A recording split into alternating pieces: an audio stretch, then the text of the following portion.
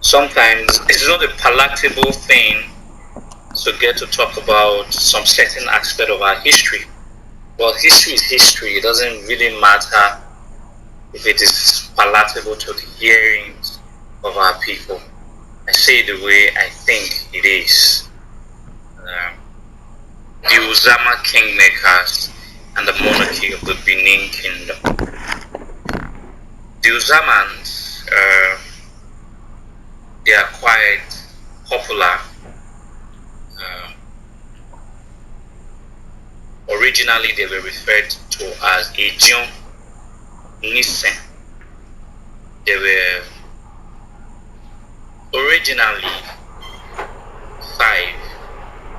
Sometimes it could be contested.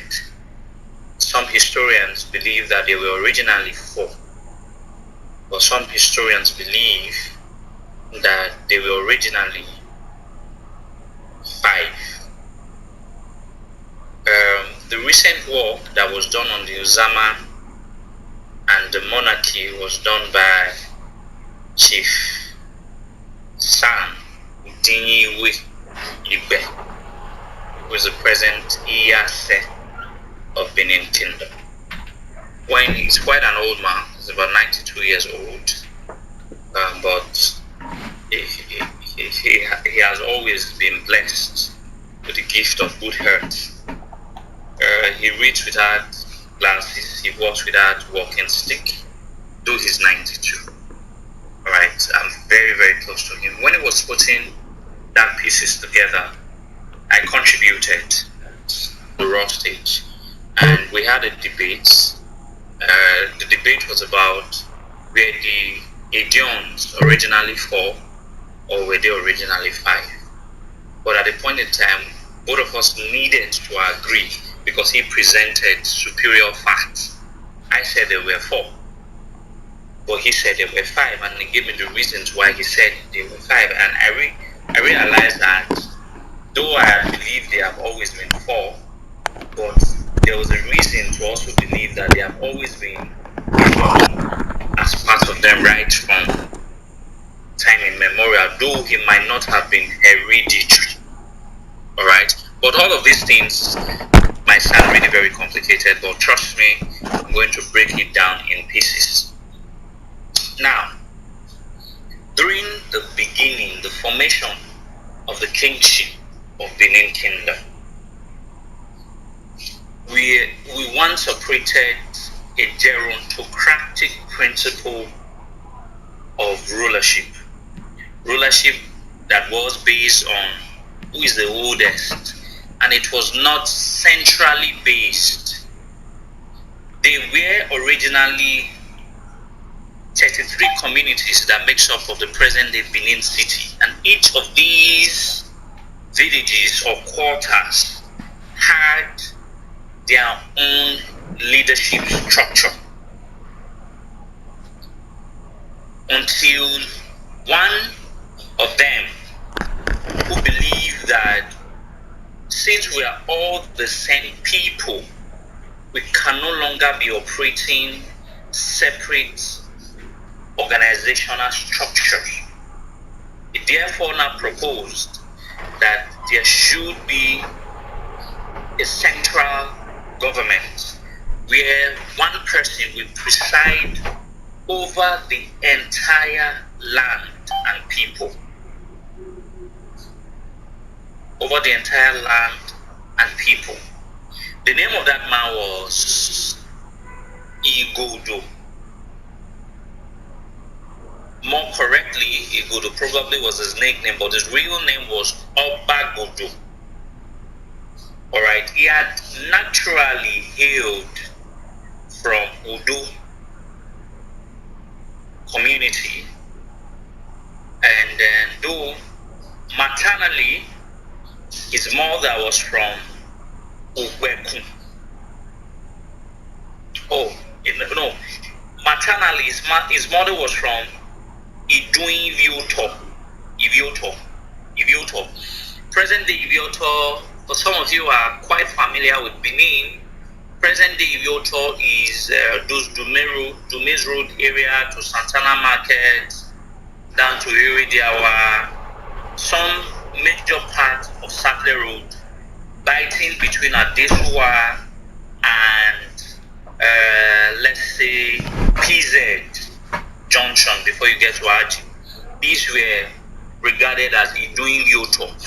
That was where the mother of Obagodo came from. But his father was from Udo, and his father's name was Odudu. We have it in some of the old songs. Odudu Nire Igodo. Odudu was his father, but he left Udo as a teenager, so he grew up at Ivioto. So when he was able to meander his way through to ensure that he was able to convince some of these other quarters that there is a need for us to have a structured leadership so that there can be a leader that presides over the entire land and the entire people. He did not do that job alone. He needed the trust of some very influential elders from these various quarters. Eru, the Olias and all of that, he was able to convince them. They supported him and he was able to scale through. Now, there was another big problem. The problem is that how do the general people of Edo land, or as at them it was called maybe Efa or Edo land, how do them agree to have a single leader that is acceptable by all? They needed to package Igodo and give him a divine attribute. A divine attribute. The divine attribute was to make the people feel that because he's not a human being, he's not an earthly being, so it's divine in nature. And that's the only way the entire Edo land, present day called Edo land, would accept him. So they needed to refer to him as King from the sky, Ogiso, so that to give him a more divine, appealing nature that will please our people. Because, we are quite very difficult people to convince. So they needed to give that divine attribute. And so he was well packaged by these trusted elders of the land to present to the people. So he was accepted. He now became the first Ogiso. Ogiso is it's a conglomeration of two words. Ogi, king, Iso, sky, king from the sky. All right. For some of you who have been following me for a while, you should be able to understand that I've always said it times without number that Ogi means king in Benin. Oba does not mean king. All right. Ogi means king in Benin. Oba does not mean king. I've said it, and I went further to prove it. Maybe after this section, so someone could ask the question. I will tell you what does Oba means. And but Ogi means king in Benin. Oba does not mean king. Now, he was not accepted as a king from the sky, a divine personality, and the people accepted him. So he therefore made a promise. All right, he made a promise to these elders that packaged him that he was going to ensure that when he becomes the king, he will also ensure that they are his elders. Like they will just be first amongst equal. He will maintain the status of first amongst equal. It's not like he's a king to every other person except these people. All right, he's just first amongst equal. It's not as if by hierarchy is that bigger than them. So they agreed on that arrangement, and he became the king. Though he ruled for quite a long time, 56 years, 56 years. Yeah, 40 BC to 16 AD, 56 years. Though he ruled for 56 years, he couldn't saw through what he had promised these elders. It was his grandson who became the second Ogiso of Benin, Ogiso A, that eventually made these elders part of the governing council of the land. They were not his chiefs. They were never chiefs. They came through the same processes that bettered the first Ogiso. They were all peers. They were all contestants. They were never subservient to Igodo. They helped Igodo to emerge, and they were at the same level. So when his grandson became the Ogiso, the grandson of Igodo, obviously his son was Igodo's son became the first Ovi of Ogeli. It was the first son of Ovi of Ogeli, who is the grandson of Ogiso Ogido, that returned back from Ogeli to become the second Ogiso of Benin. He was able. There were discrepancies about why would the seat of authority be sited at Ugbekun. All right, because he was from Igodo, was from Iduimioto. If you understand, Iduimioto is adjacent Ugbekun. They are now almost the same. Modern times, you might not be able to differentiate Ugbekun from Iduimioto. They are the same, but they are actually adjacent themselves. So he cited the administrative headquarters at Ugbekun. All right, but when his grandson became the Ogiso, he moved that palace. He moved the palace from Ugbekun and cited it at Uhui Idun. Uhui Idun, translated in English, means the premier town. Uhui, it's head. Idun is town or quarter, the premier town. All right, he cited it there, and that became the seat of the Ogisos for almost 600 years. Now, these elders were governing or ruling the kingdom with the Ogisos, all right, until after Ehe died. Ehe had a son called Urire. Urire became the third Ogiso of Benin, but Urire had no child of its own. Well, some said he had children, but he had no male child. So after Urire died, the Benins were left without a king for about 285 years, until it got to a point where they now had to realize that it is not good. Let us find a way of reviving the concept of the kingship, but this time around, we are not going to adhere to the principle of primogeniture. Let's revert back to how we were doing our quarterly based leadership before he would introduce a central based leadership. Then they all agreed to go back to a kind of kingship called a gerontocratic central rulership. Though it will, whoever becomes your Ogiso will have the power to rule over the land and the people, all of the quarters and the people, but it must be based, the leadership must be selected from each of the quarters rotationally. So in other words, if Ugbekun produces the next Ogiso, and that next Ogiso will have to be the oldest person in Ugbekun. When he produces, when he dies, then the next Ogiso will come from the next quarter. Probably that would have been a Wise, or let's say that could have been Oka, who produces the next. Then if he dies, it goes to the next quarter, but they have to be the oldest in each of the quarters. So it was, they had about 16 of them. All right, they had about 16 of them, and the last in that line was what was his name? Someone will have to verify. The last in that line would have been the 22nd Ogiso All right, he was the last in that line.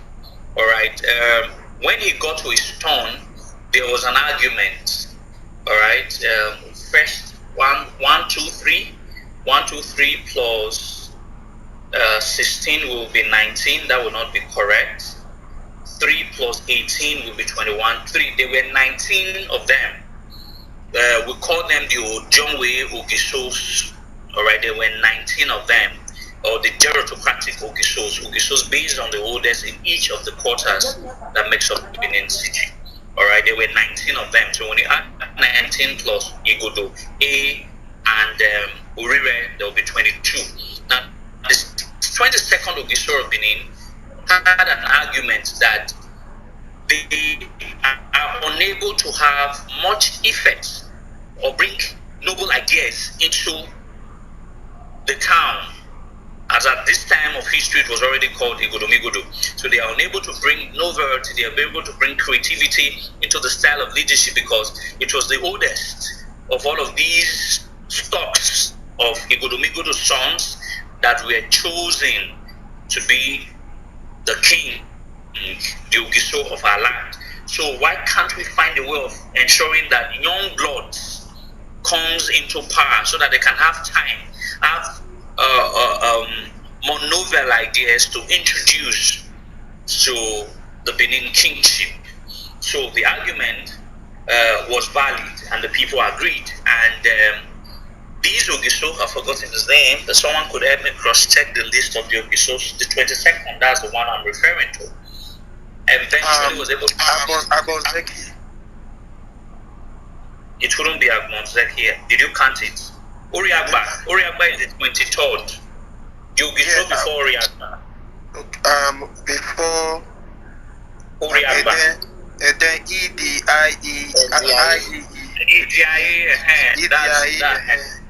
Yes, that's the Ogiso I'm referring to. His name was Ogiso Ediaye. He was the one who argued that we can no longer be giving the kingship to the oldest people from these quarters. He now said that it is good that we revert back to the very beginning of our central government of primogeniture. They agreed. They now agreed that his son should take over from him. His name was Oriagba.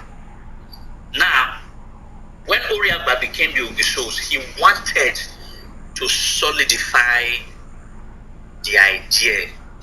So he went further, he called these 5 elders and told them that he wanted the kingship to remain in the lineage of Oriagba for life. What do the elders require of him to ensure that the kingship remains in his lineage forever? They said that they don't want much. They want almost the same power like he has. And secondly, just like his title is hereditary, theirs will also be hereditary. So, an act which we call the first hereditary act of Benin or Igodomingodo was promulgated. There are 2 acts promulgated in the long history of our land. The very first one was promulgated during the reign of Ogiso Oriagba, and the second one was promulgated during the era or the time of Oba Ewagbe. We call that act the Atoro Act. Similar act, though, very similar act. The second act was a reconfirmation of the act that was promulgated during the Oriagba's time. Then, there were some certain agreement that was reached. The agreement was this, that these Aegean, 5 of them, have one primary function, one basic primary function to ensure the continuity of the kingship. At no point in history will there ever be break in the line of the kingship. At no point in history will there ever ensure that there is a break. So they must ensure that there is no vacuum of kingship. And that kingship will be based from the lineage of Oriagba. And these elders also told Oriagba that Oriagba must also ensure that all his progeny must ensure that their own progeny will be the only people that must also take their title only. An oath was reached at the shrine of Idu, Eimidu, the spirit of Idu, and the mark of authority or stamp of authority was sealed. So the very existence of the kingship of the Oriagba line was sealed that day. Likewise, the existence of Olia, Edon, Eru, Izomo, Eholonire.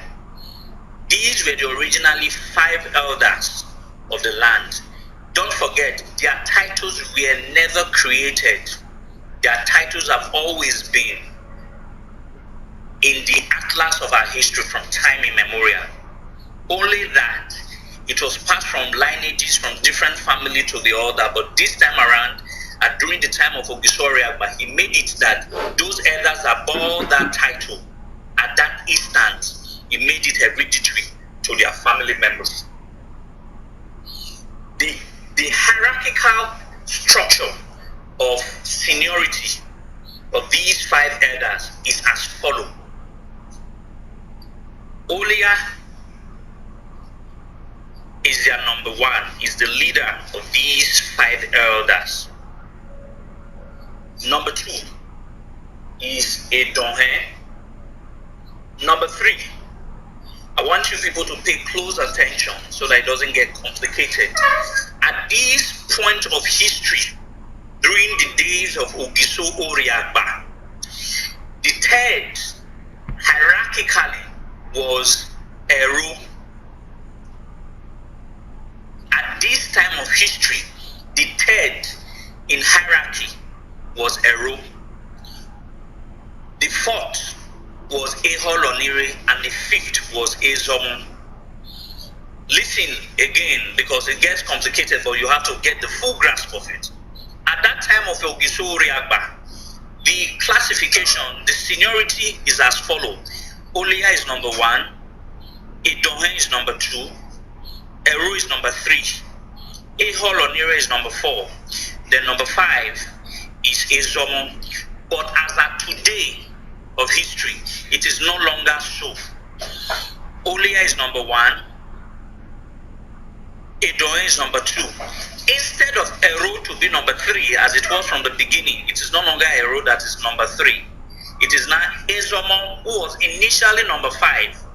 But something happened not too long ago, maybe 400 years ago, and one of the Obas promoted Ezomo from number 5 to number 3. And I will tell you that story. Maybe someone remind me, should in case I forget. I forget along the line of my analysis. All right. So the recent hierarchical classification of these elders are in recent times: Olia number 1, Edonhe number 2, Ezomo number 3, Eru number 4, Eholo number 5. All right. Now, although they were originally 5, but they are now 7. All right. Statutorily 6, temporarily 7. I will explain. Statutorily 6, along the line when Oromia was coming from Ife, there was a particular man that followed him. His name was called Oloton.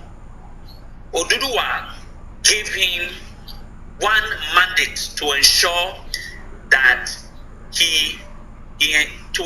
Oromia becomes the king in Benin. So when he naturally came, he fit into the already established traditional duties of these 5 elders. He was he was admitted into these 5 elders, and he now became the 6th Oloton. Oloton joined them much later, maybe like 200 years later or 300 years later. And lastly, Obaeware the first added his first son, Edaiken, to be part of them, to be a spy amongst these 6 of them, so as to feed him information should they want to rebel against the kingship, because they have always been rebelled against the kingship. So I don't want, well, there are rooms for questions. So if any of these things are complicated, then you can always raise your hands, or you can always ask questions so that I get it straight. So, but at the time of when the law was promulgated in the era of Ogisoriagba, there were just 5. And their order of seniority is Olia was number 1, Edoin is number 2, Eru is number 3, Eholanire number 4, and Ezomon number 5. But you must take notes.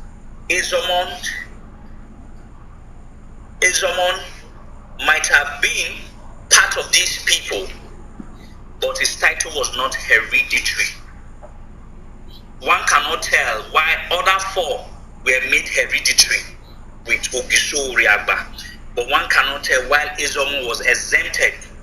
But according to what Chief Samigbe told me, initially originally Ezomo was also hereditary, but one of the Obas removed the hereditary status from him, which I disagree.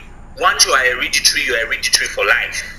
Alright? Once you are hereditary, but one cannot tell.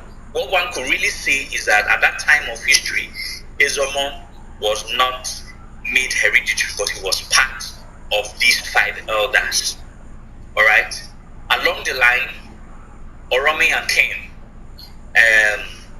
Okay, the event that happened was, if you go through the list, after Oriagba had a son called Ihenede, but unfortunately, Ihenede also did not give birth. Oriagba had just one son, Ihenede. Unfortunately, Ihenede did not give birth. He also died. Now, because there was already an oath that has been sworn by these elders that there will never be any room of vacancy, they now had to ensure that the next of kin quickly become the next Ogiso. So if you look at the rankings, if you open the list of your Ogisos, you're going to see Oriagba, then you're going to see Ehenede. Ehenede was the son of Oriagba. But the next after Ehenede was Ohede. Ohede was never the son of Ehenede. He was his next of kin. They were cousins. He was his next of kin. Eventually, Ohede was crowned by these Ogisos, by these elders, and he now became the 25th Ogiso. Since Ohede till Obaeware the second, it has been a direct, the present Oba of Benin is a direct descendant of Ogiso Ohede. Alright, it's a direct descendant, and I think, we have to put some of our history straight so that when the next Oba wants to give his coronation speech, he should say that instead of saying I'm the direct descendant of Oromeo, he should say I'm the direct descendant of Ogiso Ohede. Because from that time, sometimes some book has referred to it as the Ohede dynasty. Because from that time, all Obas of Benin share the same mortal blood of Ogiso, direct blood of Ogiso Ohede. So every other Ogisos were all direct children or progeny of Ogiso Ohede, right till the time of Ogiso Owodo. Now, when it got to Ogiso Owodo was the 31st Ogisos of Benin. The same history of most of these kings having just a son happened. This Ogisowodo had a son called Ikaladeran. Had just a son called Ikaladeran, and Ikaladeran, he wanted to find out why he had, because he was afraid that what has happened to some of his ancestors should not also have happened to him. Wherefore, his lineage would completely be written off the atlas of the history of Edo land.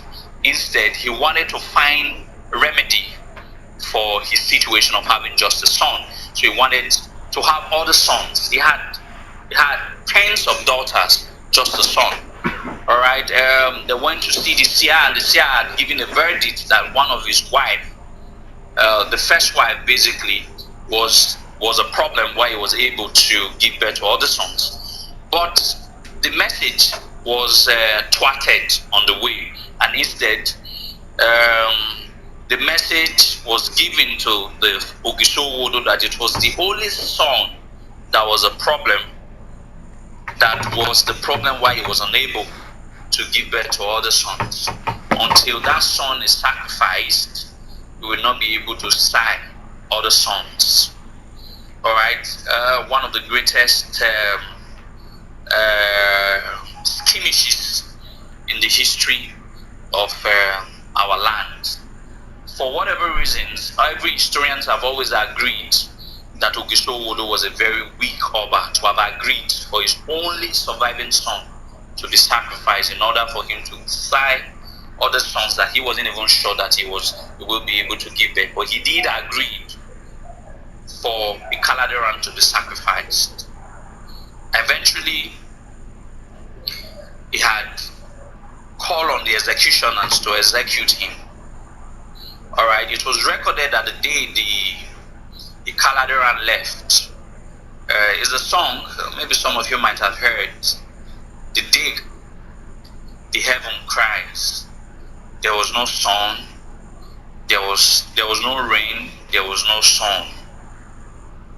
That was the day Ikaladeran left Benin. And the intricacies of it all, he was a child of destiny. He was not murdered. The people who were supposed to execute him knew the skirmishes of the first wife of the Ogisowodo. Instead, they freed him. All right. That's how he wandered to a place called Uwoton, where he established he established the Olokun deity there, and established hello? Am I still on? Yes, you're still on. Okay.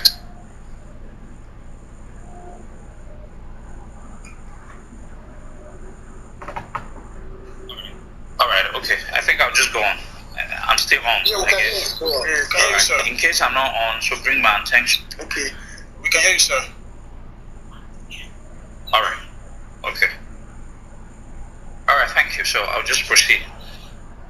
It was recorded that Ikaladeran eventually established a lot of verifiable attributes at a place called Uwoton. He founded the Olokun deity there. He had a shrine where he was able to wage war against the denizens from the spirit world.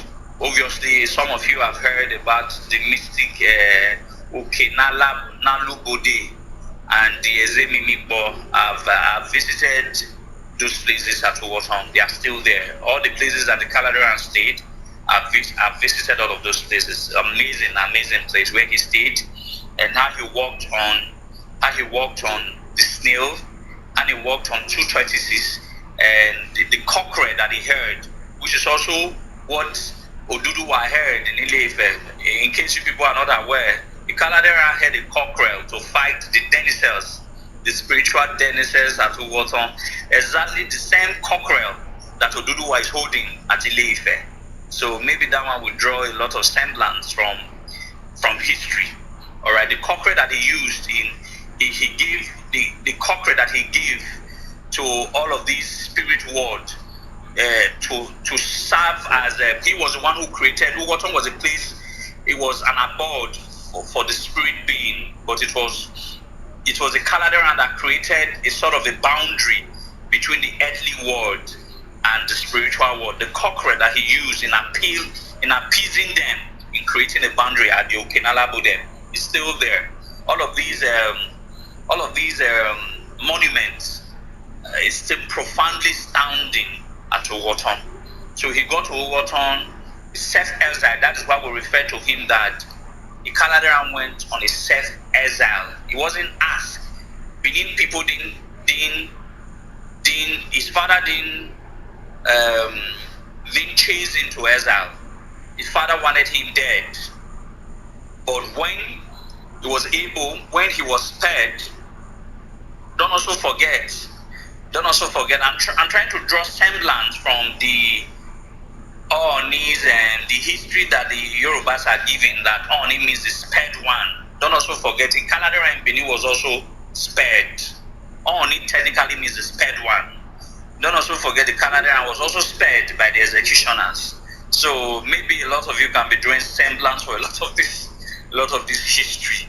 So he was actually spared by the executioners, with only a single mandate never to return to Benin. Otherwise, they would be killed. Eventually, the father got to knew that he was alive. He ran from Ugoton, he went to Okada. From Okada, he went to Irua. Irua is a community at Umuode, founded by Kaladeran. That is why till today, there's an Kaladeran shrine at Irua also.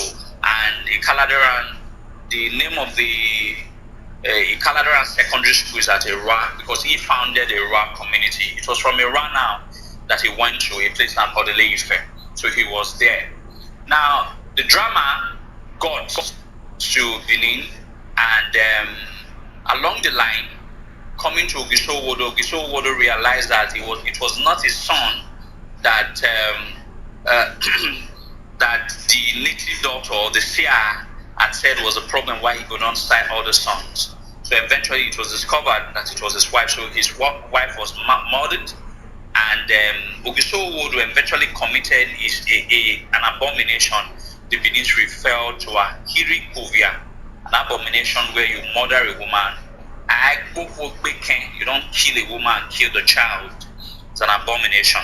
You don't kill a pregnant woman, irrespective of whether you are the Oba or not, or the Ogiso. It's an abomination, and the sentence, the penalty is death sentence.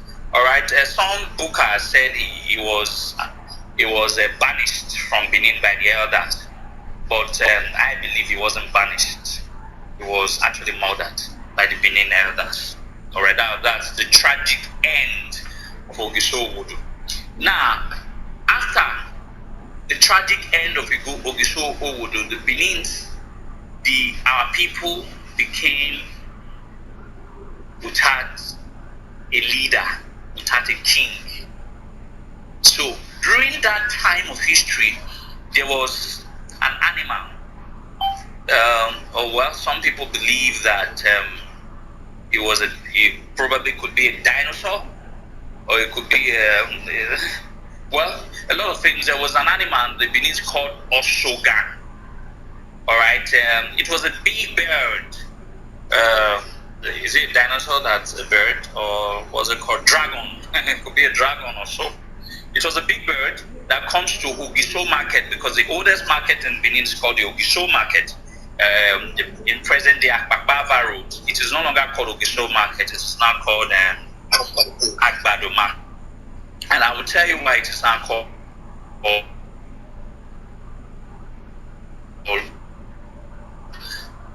Agbado Market. All right. At that time of history, it was called. Hello, is the network good? You're breaking. Yeah. Okay, go on. Go on, sir. All right. Go on. Before you say that part, maybe we should just entertain a little bit of questions, just to what do you think, Joshua? Should we entertain questions at this point? All right. Okay. Yeah. Let's move on. Hold on. Okay. So for entertain question right now, in a lot of time people ask question like, Father, Can I leave and come back? Like the network is bad. I can hear you clearly. So if we ask people to ask questions now, they ask like questions about what they have not said. So at the end of like the class, then they ask questions. Oshogan was always coming to Ogisho Market at present day Akobaba to steal humans, all right, who comes to trade at that market. I was taking people from the market, and there was one man, all right, the people now said that Agbado, I think I explained that, was that part clear? So when you got there, that's when exactly where you just started, like your network started. Okay. Yeah. All right. I said that that market originally was called Ogisho Market. There was an animal, a monster, that was coming to steal people from that from that market. All right. So, the people now said, Agbado, we go to the market together, but we don't return back from the market together. Agbado, Aigbare.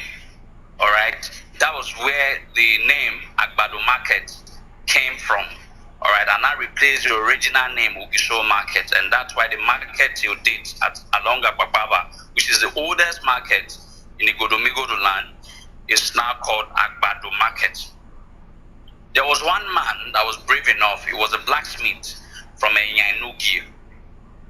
All right, he was able to wage war against this monster, and the monster never returned back. Whether he was able to kill it, but the monster never returned back. That man's name was called Evian. Eviana, because of that heroic feat that he attained, the elders of this land, of our land, now deemed him fit to become an administrator. Get it very clearly. Because of his feat, his heroic feat, these people now made him an administrator, like more of like an Edai, not a king, but they now made him an administrator to administer, since there was vacancy on the throne, and they were still trying to find that.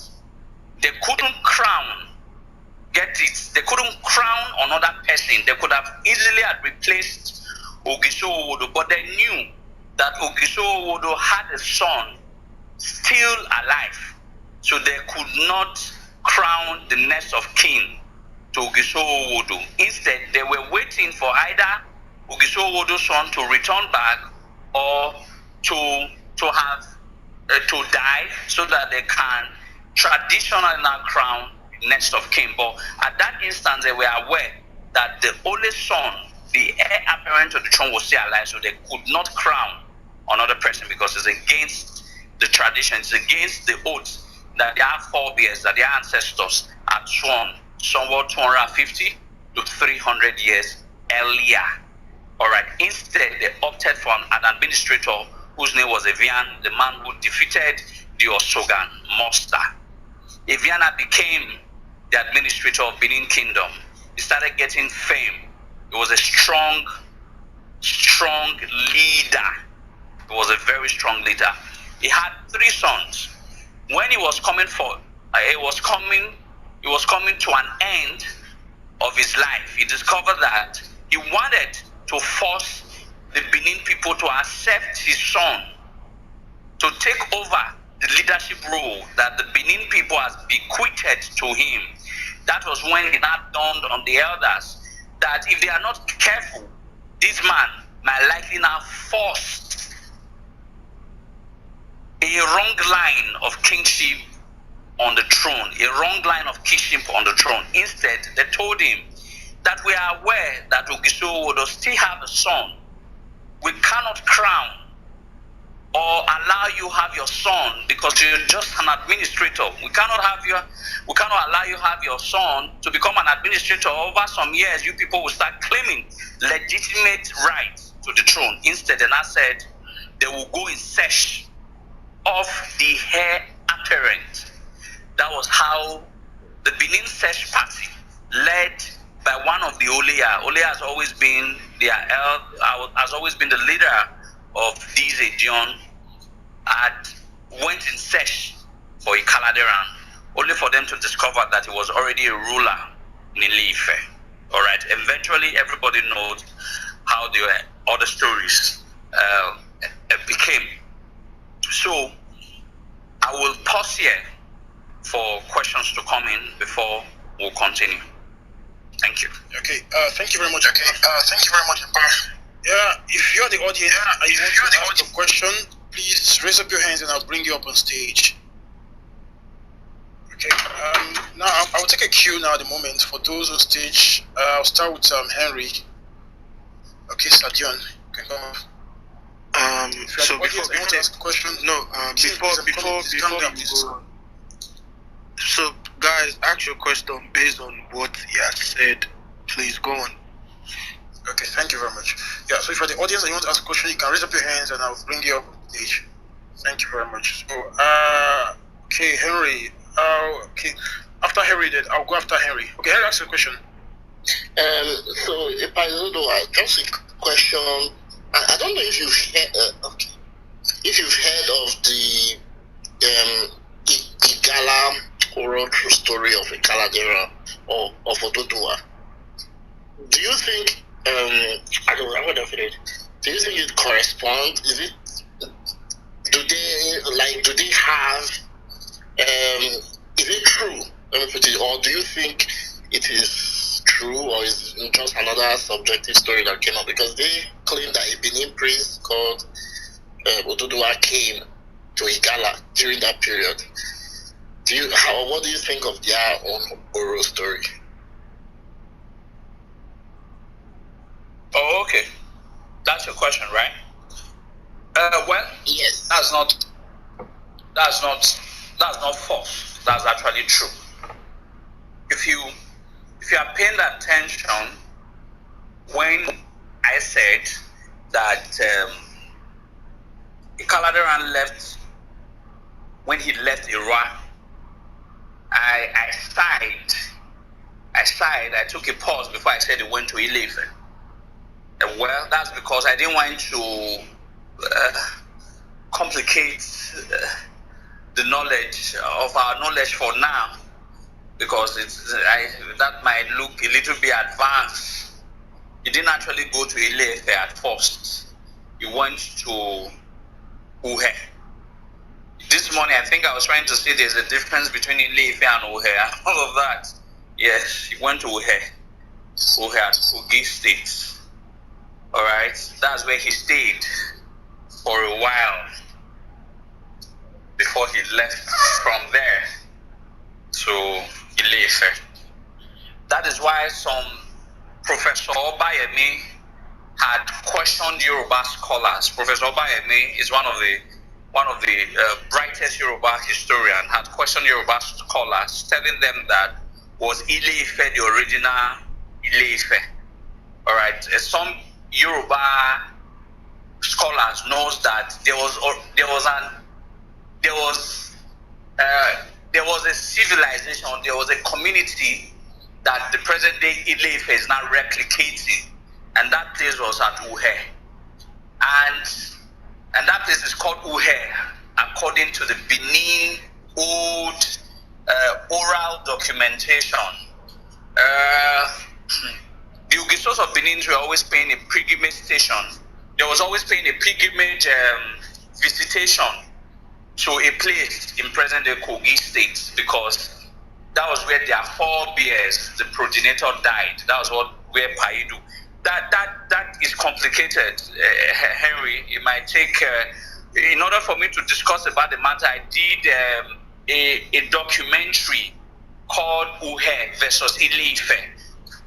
You can go and whoever is interested in this particular topic can go and look for it, part 1, part 2.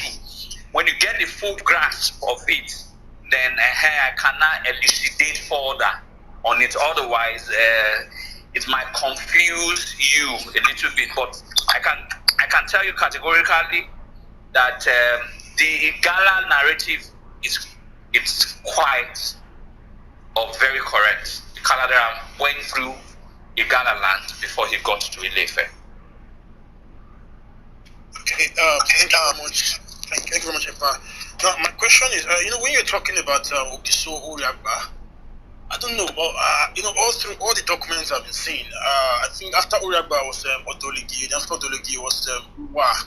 Because according to what I read here on eduworld.net, you see Odoligi was the son of Oriagba, and Uwa, after him was Uwa, then before Eheneden. And you say that it was after Oriagba that we had Eheneden, that was his only son. Did you actually, was it on purpose that you skipped that those two Okisos, or was it a mistake? I might have been wrong. Certainly, I was wrong. Yes. After Oriagba was Odoligi, after Odoligi was Uwa, before Eheneden. Eheneden was not eventually had no son. Then after Eheneden, you have Owede. All right, his cousin, his next of kin. Yeah, the word is correct. Okay. If I have a question, the audience, please can you raise up your hands? I'll bring you up on stage to ask your question. Okay. If you have a question on stage here, you can go ahead and ask your question. Or mute your mic and ask your question. I was just going to ask about the names of the Okisos, right? If you listen to the names of the Okisos, if in present day language that we have now, some of them do not sound completely Benin. Like some sound differently, some sound a little bit Eastern. I don't know if you understand what I mean. Which of them? Do you think? Yeah, those Igodo, was it multi-ethnic? Do you think it was as multi-ethnic, even more than Benin Empire, even more, and they were more multi-ethnic and more closer in terms of geographical location? All right. I've had that argument with some of my Igbo scholars. All right. If you're conversant with Benin history, you will understand. You will not have a problem debating. I've had an Igbo scholar tell me that Igodo is an Igbo name, and I was like, okay, fine. Assuming Igodo is an Igbo name, but his father's name is Odudu. His father's name is Odudu. Is Odudu an Igbo name too? All right. It's like you're saying a son is an Igbo while his father is Benin. That's not possible. So he couldn't have been Igbo. Because probably Igbo also, because remember that we've talked about that the Igbo language, the Yoruba language, and the Edo language, they have the same language origin called the Kwa language. So there are words that repeat both in Edo language, in Igbo language, and in Yoruba language. And any of these tribes cannot claim absolutely the ownership of these repetitive words in their languages because they came from the same stem language, a proto-language called the Kwa language. Now, to further elucidate the point, you now go back to who was the father of Igodo and what was his name. The father of Igodo, that's why I took time to explain who the father of Igodo was. His father's name was Odudu. Odudu means heart of it. If you want to say Odudu Emen, heart of a matter, you said Odudu Emen. His father is Odudu. He came from Udu. All right? Words could have been repeated in Igbo language or any other languages around us, but it doesn't mean that they own it. All right? So Igodo, or originally, like I had said, Igodo was more of like even his nickname. His real name is Obagodo. Obagodo. All right? And that is why when we say Oba is not a Yoruba word, that it is indigenous to the Edo people. That is one of the first points that we use in elucidating the matter. Igodo or Obagodo was the king of Benin and he reigned in 40 BC. That is almost about 960 years before the Benin, Oromia, Ile-Ife, whatever relationship ever happened. And Oba, it's like a preface of the thing. It has three basic meanings in Benin. That's why I said Ogie. That's why I was trying to explain something at the beginning. That Ogie means king. Oba does not mean king. All right, what Oba means, Oba literally has three meanings in Benin. One, if you're trying to say something shines very well, you say Eminaba, that this thing shines. If things are difficult in Benin, you also say Owaba or Logo Oba. Then red also means Ukmonoba. So Oba Oba means three basic things in Benin. So it's indigenous, it means red, it means something that shines, and it means something that is difficult. All right, but some historians had said that it's because of the difficult situation that brought Orome and that to Benin, and that was why he chose the word Oba to reminiscent the difficult situations that he had coming from Ile-Ife to Benin, and that's why he chose Oba instead of Ogiso. But I have countered that with a more superior argument that the context of the Oba that we use in identifying the king of Benin is not the difficult situation that he encountered. It's more of like the hope, the light that he brought to Benin. That is why it is not Omonoba, it is Omonoba, a child that shineth for the Edo people. Now the concept is the shine, is the light, is the celestial glorification of what it represents. And what it represents is that it's divinely orchestrated, that after 70 years of interregnum, Benin had nothing. A child eventually brought this hope to the people. And that Oba means something that shines, something that is celestial, something that is divine, something that is God-like. So that is why Oba in Benin, contextually, is God King. The same thing with Ogiso, celestial, God King, God King. I've explained that. I think I did an extensive 45 minutes on the similarities that Ogiso and Oba means the same thing, or has the same meaning. So that's why you say Omonobane do a child that shineth for the Edo people. So sorry, I think I'll just end there. I think I've answered your question since. Thank you. Yes, you did. Yes. Okay, Mr. Izoduwa, my question now is I think Juliet. Osa, do you have a question? Okay. Let me ask this question. Then I will think Juliet and then Osa John. Okay, now my question now is after Ogiso Owodo, the next Ogiso was the administrator was Evian. Was he like did he have any direct lineage to any past Ogiso, or was he total stranger? Like was it a total? Let me say, like, was it royal, or did he have a link to any past Ogiso through blood relation or whatnot? No, certainly no. How do you prove that he doesn't? Simple. The greeting, the family greeting, illuminates. So I've had some Ogiamen family nuisance on social media that they are sons of he was a younger brother, Evian was a younger brother of Ogiso Wodo. No, they don't share the blue blood. The reason is very simple. The family greeting explains this.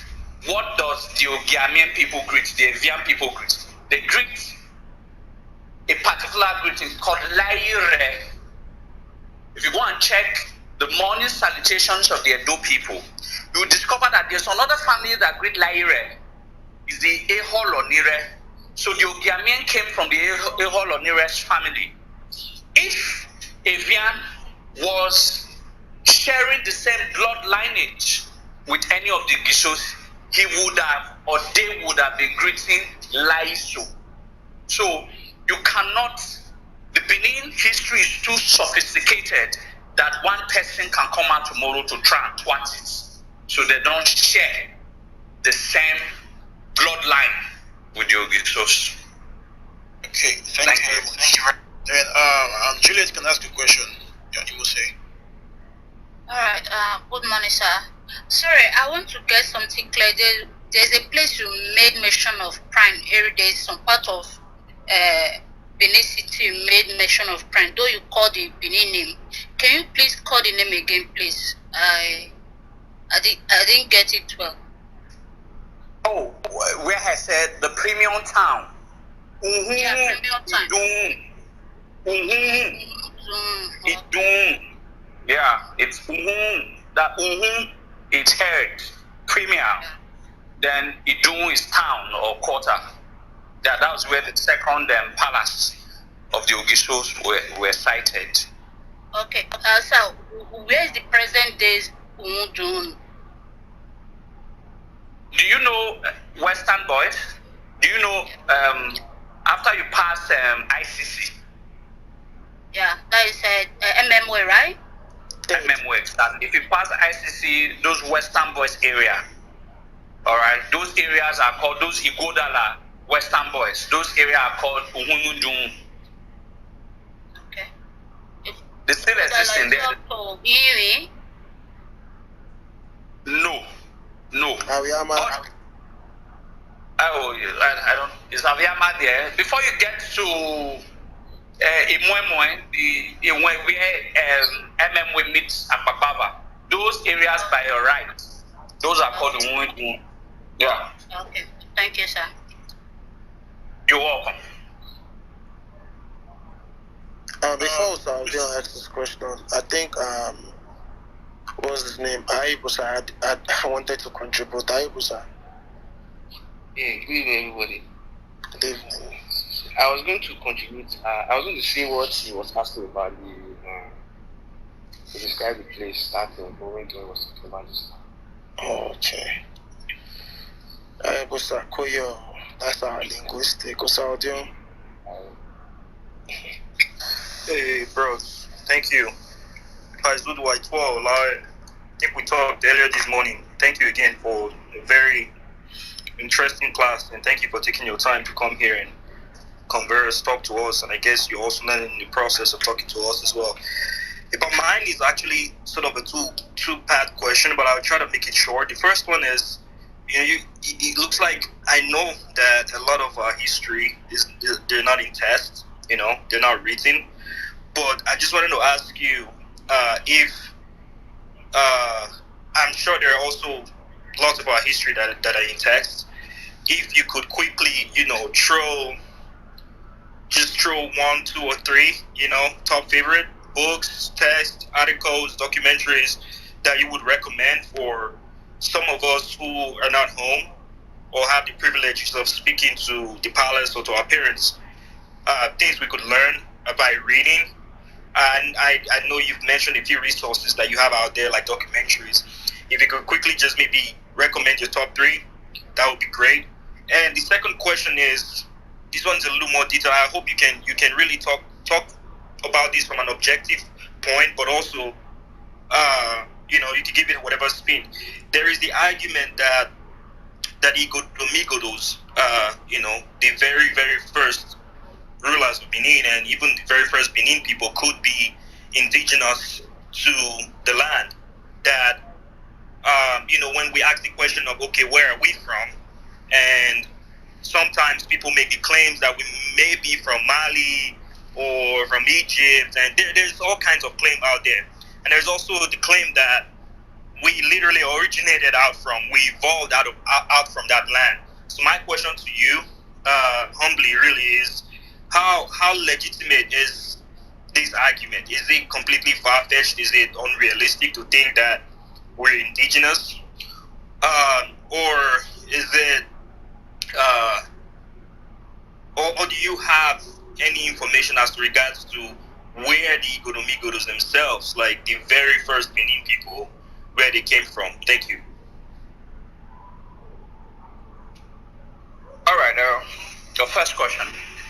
I should recommend top 3 books. There are lots of Benin books that I could recommend, but it depends on what aspects of Benin you are intrigued by. If you want to know the very genesis of our history, I recommend Professor O.S.B. Omorige's work titled Great Benin, Volume 1 to 5. All right? Professor O.X.B. Omorige, the title of the book is Great Benin, Volume 1 to Volume 5. The here you are going to learn the very beginning of our existence as a people. Then if you want a book, this is probably my top one, a book that I would recommend that gives you a bit background, not in details, of almost everything you need to know about your land and people. Oh, okay, obviously the first book every Benin man needs to read actually is Short History of Benin by Jacob Owade-Araira. Every Benin man needs to read it. All right. Well, it's controversial. It's one of the most controversial books, but it is the very first book written by our indigenous writer. So every Benin man needs to read that. But outside that, the book that gives an insight to different aspects of Benin history, however precise it is, but it gives you a very strong foundation. It's the book Evolution of Benin Chieftaincy Titles by Basimi Eweka.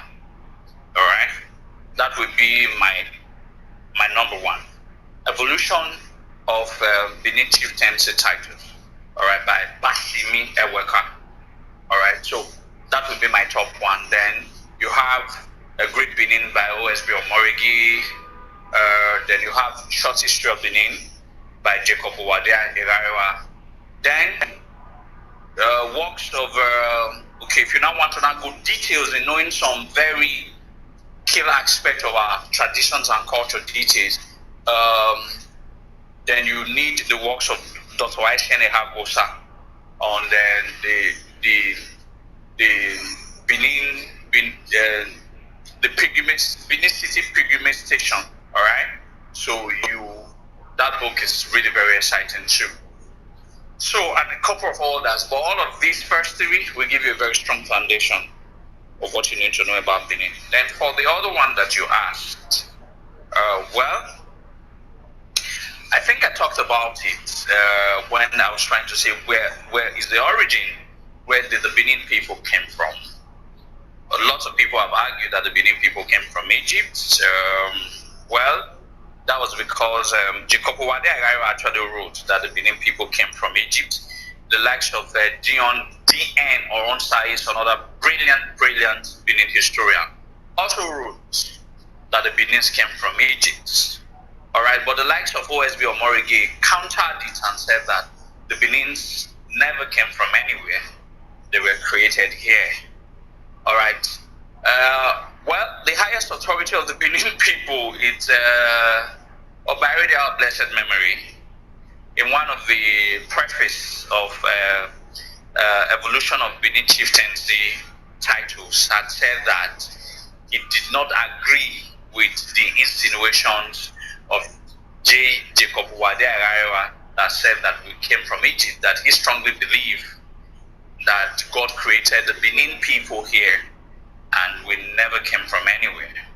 All right, so however you want to look at it, there are two schools of thought about whether we migrated from somewhere or whether we were created here. But if you ask me, from the objective point of view, I will say that there are no evidence that shows where we came from. So why bother ourselves if there are no evidence, no scientific proofs, no the oral arguments are not proofs, because even when Jacob Owade-Araira wrote what he wrote, he was highly influenced by Western ideas that all that is black must come from a more superior civilizations like the Egyptian civilization. So when he was now writing the book, he now naturally said that, oh, we came from Egypt, without ever trying to find that if that was true. And other historians copied what Jacob Owade-Araira had wrote because he's the first indigenous writer. So, but more refined indigenous Benin historian who did their works by the classical act of oral documentation that has been passed from generations have always said that we never left here. God created us here. So I don't know what kind of answer that I would give that will be objective enough, but I do believe God created us here. Though there might not have been proofs, just like there are no proofs that we came from Egypt.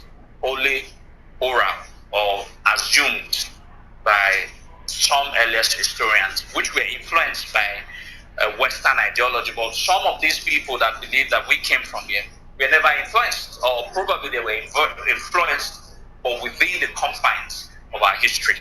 And I think I will give it to those who believe that we were created here. Thank you. Okay, thank you very much, Eba. So I think before you go back to narrations, let me refresh the room. Okay, ladies and gentlemen, good evening, good morning, good afternoon, wherever you are. This is Edo Vibes, and this house is a house that is full of several activities. It's a house for Edo people in particular, and Nigerians in general, and the whole world in general. It's a very great house where we all come together, we all share our life experience, we all share our historical backgrounds, we all talk about the Benin history, the Edoid history, and the Edoid people. And it's a house whereby we all see ourselves as one people of same origin. And today, I want you to follow the house. If you're not following the house, follow the house. And also, I want you to follow our speaker, Mr. Izoduwa Imasuen. Please follow him so that you can get more insights from his future engagement on this app. So, Mr. Izoduwa, you can continue, sir.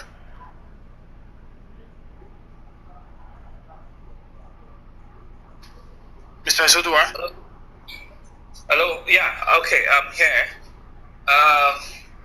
Well, basically, still on Uzama and the Kingmakers. Eventually, because of the Ogiame wanted the Oba of Benin, wanted to be the king of Benin, prompted them in search of a Caladeran.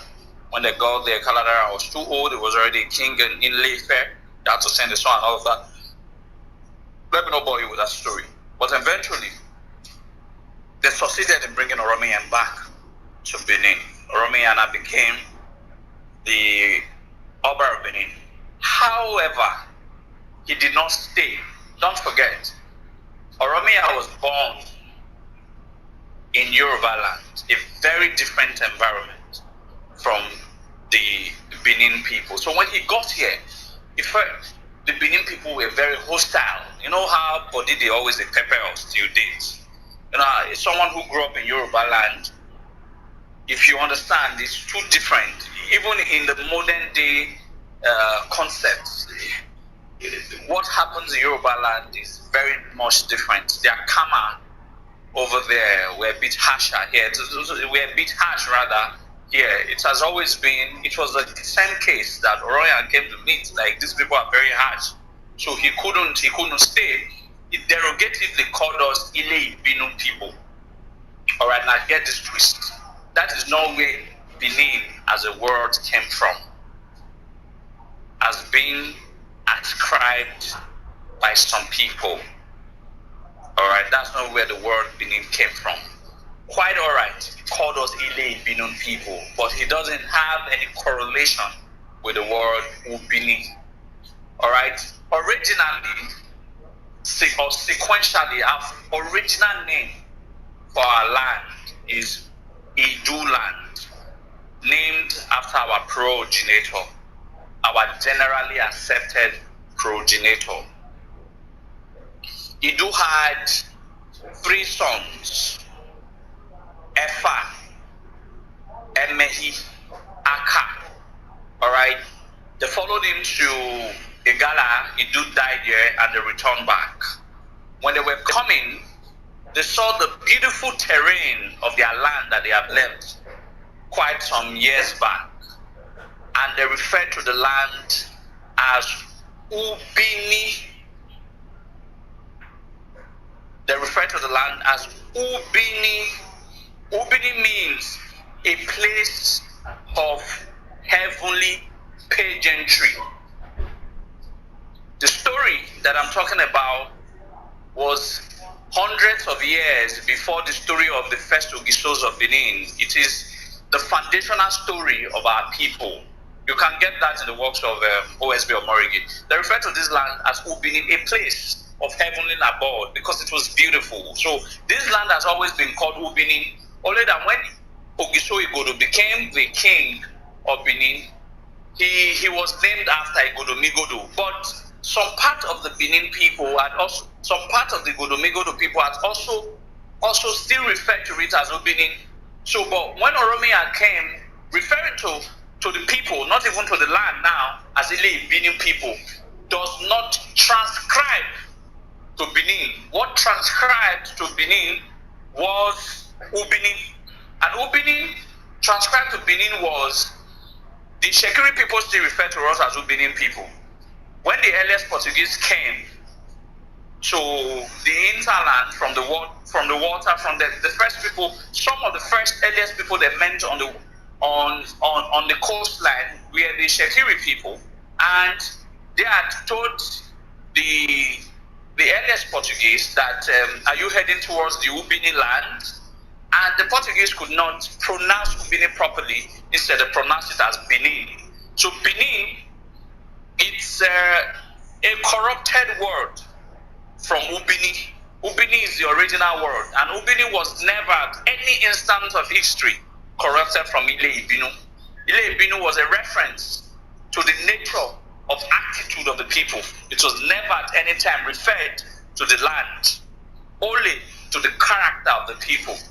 All right, and Ubinin as a word that preceded hundreds of thousands of years before the eventuality of Oromia appeared in Benin. All right, so I wanted us to get that clear. Along the line, stability of kingship came, and there have always been rancors. All right, now the first Oba of Benin was Oromia, the second Oba was Eweka, the third Oba was Uwae, and the fourth Oba was Ehemiye. Now the fifth Oba, which is really very important, these first four Obas of Benin, their palace was at Uzama. It was a place that the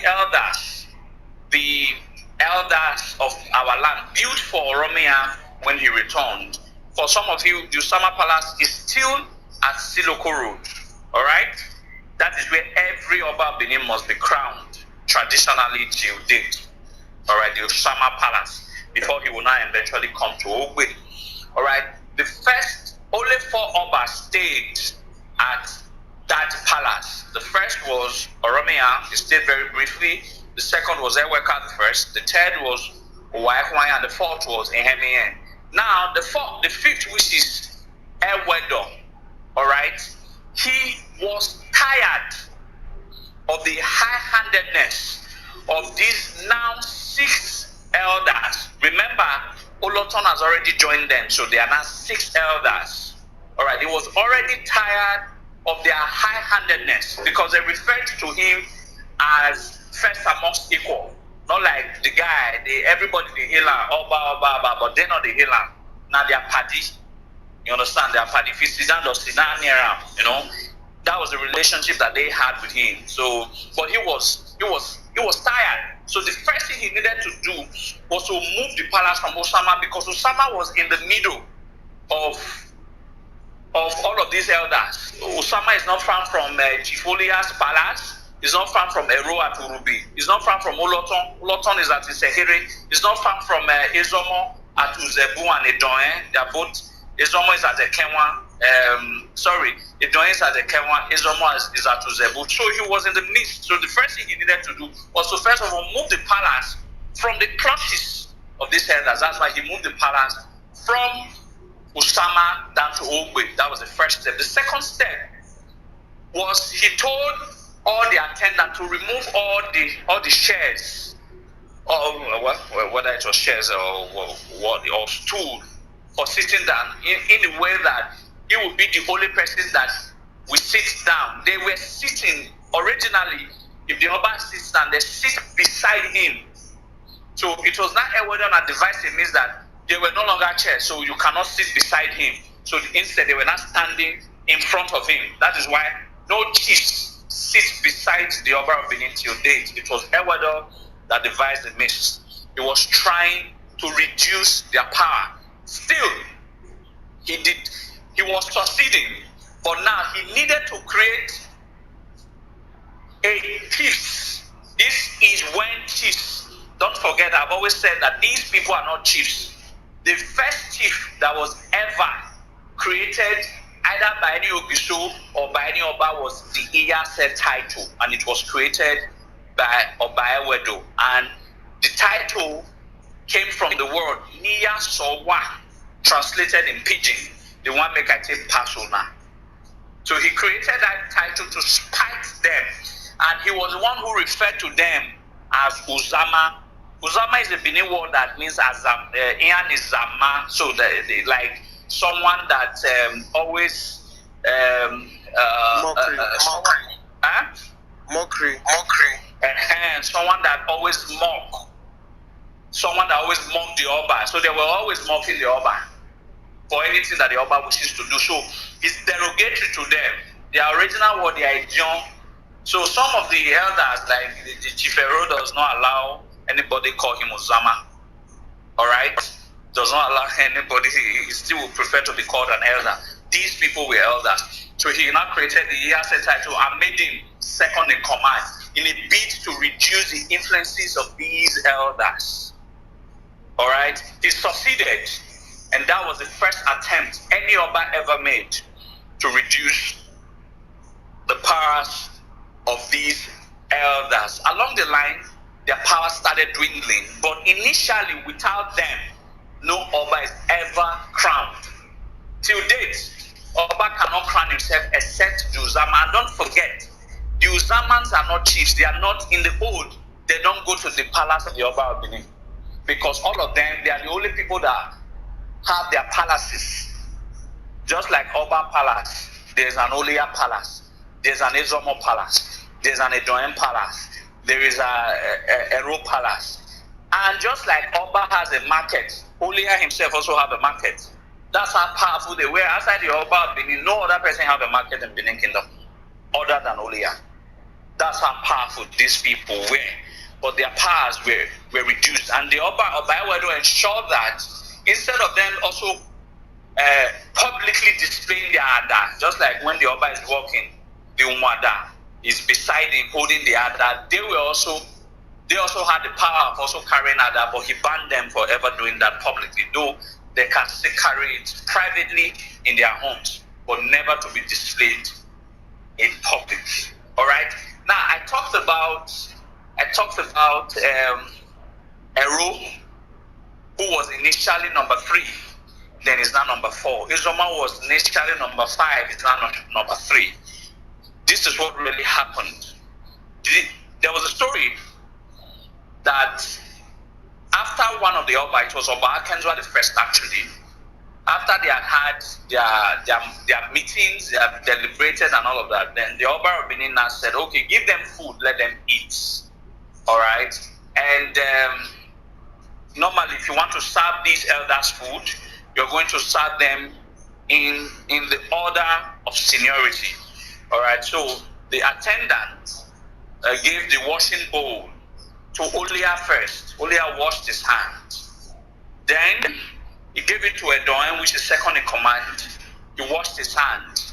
Then he gave it to Ero to wash his hands. As Ero was about to wash his hands as the third in command, Ezomo is number 5 now said that, didn't you see what I have achieved recently? You saw what I have achieved, and now you still have the guts to wash your hand before me. The Ero, who was a peace lover, now said, okay, wash your hands, make I wash my hands. I don't want trouble. All right? Ero allowed Ezomo to wash his hands before he washed his hand, before Eholo washed his hand, before Olotona washed his hand. After they had done that, they had their meal and all of that. As they were about to leave in, the Oba stood up and said that the way you all have washed your hand today, that is not the order of your seniority henceforth. Hence, there is a parable in Benin that says that Benikbe, Emi Noma Semi, Norizomo Yadinro. Benikbe, Emi Noma Semi, Norizomo Yadinro. Translated in pidgin, wash your hand, make I wash my hands. Small thing, make me nourish. na Izomo te Seniority. And today, Izomo is not the third in hierarchy. While Ero has always been third all throughout history, is now number 4 because of one mistake he had made. And well, have I gone through it? I think basically that works. Maybe I'll just pause for now. Thank you all. Okay. Thank you very much. Good evening, good morning, good afternoon, everyone. This is Edo Vibes. This house is a house for Edo people in particular, and Nigerians and world people in general. Yeah, on this house we have a series of events, and we talk about our lives, our history, our common heritage, which is Benin, and we all come around to share certain things about also our culture, our beautiful culture, and everything that makes us who we are. And tonight or today, wherever you are, we have Mr. Imasuen Izoduwa on stage to take us on the Uzama Kingmakers and the Monarchy of the Benin Kingdom. And I want you all first to follow the house. Follow the house for more upcoming events in the future. And secondly, I want you also to follow Mr. Imasuen Izoduwa. If you're not following him, if you're the audience, scroll up and check for Izoduwa and follow him, because he is full of knowledge and full of wisdom about the Benin culture, tradition, and everything that makes Benin what it is today. He has knowledge and all. And also, if you are the audience and you want to ask a question, please raise up your hands and I'll bring you on stage. If you're the audience and you want to ask a question from Mr. Izoduwa based on what he has said so far, please raise up your hands and I will bring you on stage. I'll raise up your hands and I'll bring you on stage if you want to ask a question. Raise up your hands and I'll bring you on stage. Or if you are on stage and you want to ask a question, can you please blink your mic? I'll take a cue. Okay, King Osaike number 1. Want to ask a question? Henry. Who else again want to ask a question from Mr. Izoduwa? Okay, I'll start with King Osaige. Go ahead and ask a question, sir. Pardon me, Wesley.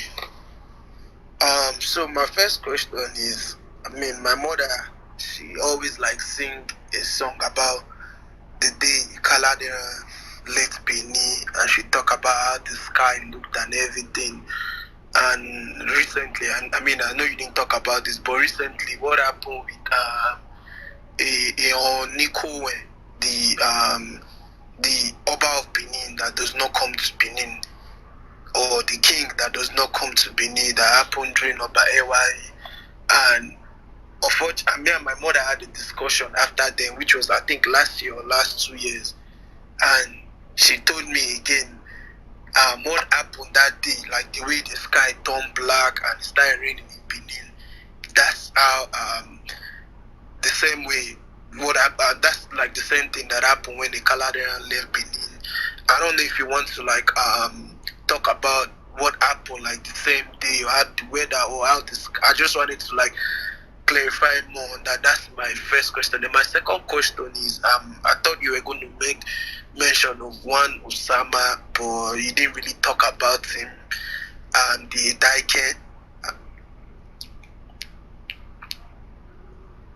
Yeah, that's my question. The first one, Ikaladera, the day he left. Then the second one is about the Daike being part of the Uzamas. All right, Mr. King. The first question that you ask is, there's a song, the Nikaladera Bawedu, Amemaro Vemanyu. It's a very popular song in Benin. And then you went further to say that there is a powerful personality, Obani Hwe, or Nukoni Neyedo. I did an hour, no, it's not up to an hour. I did 47 minutes documentary on it 2 years ago when that event happened. I remembered when that event happened that the first time in history, since that law was enacted during the time of Obaewa the First, that personality has never broken that law, ever entering Benin.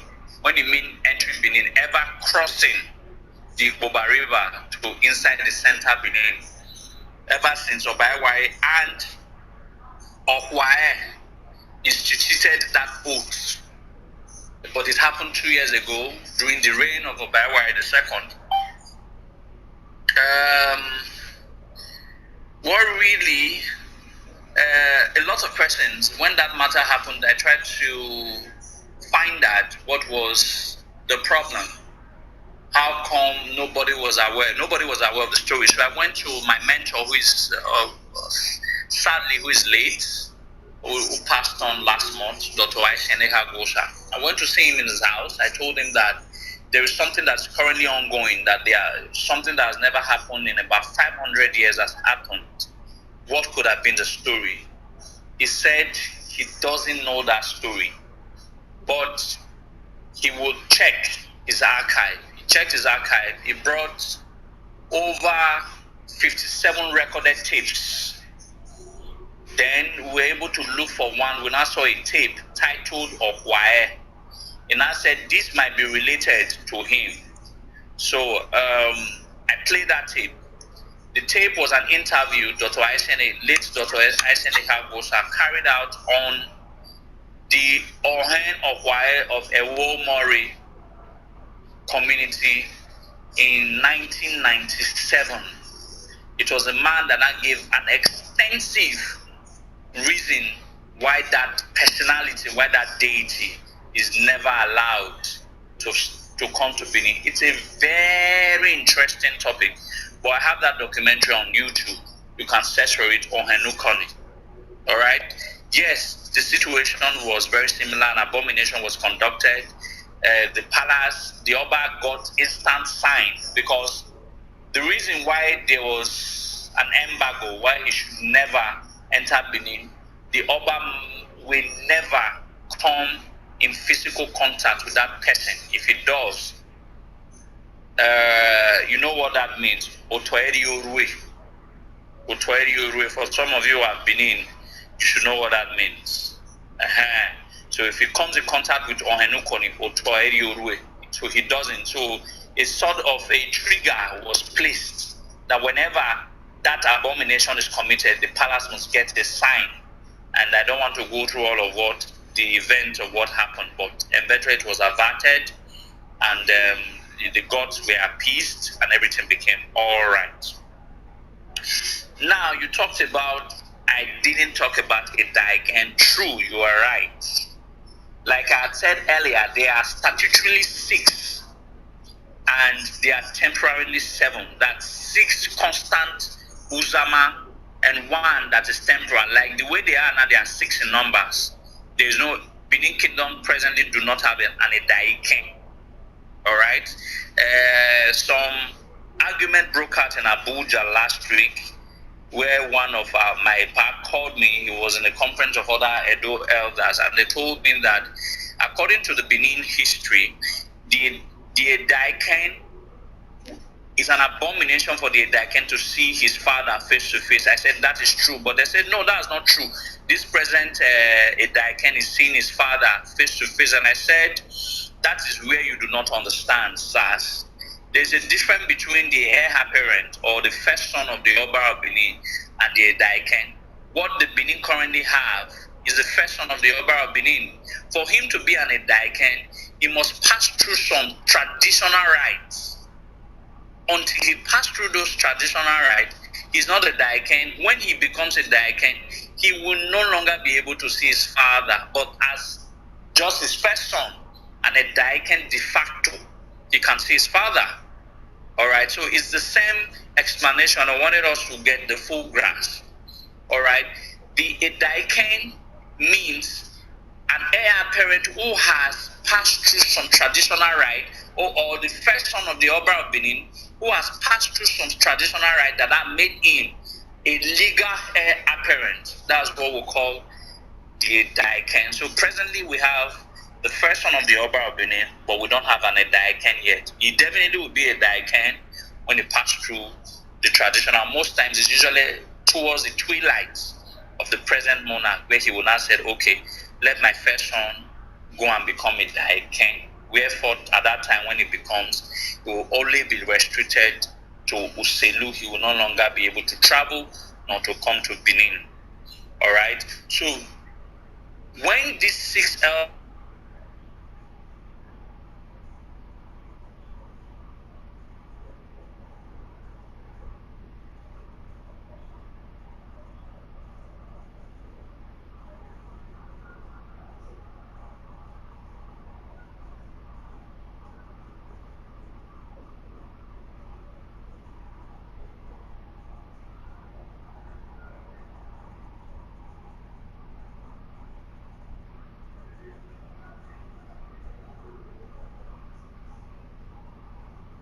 to be part of these elders so as to forestall future occurrences, so that if they are to plan any coup against the monarch, being that the next monarch should be able to now say, either advocate for that coup plotting against the monarch. So that is why he, from his divine wisdom, he realized that he needed to put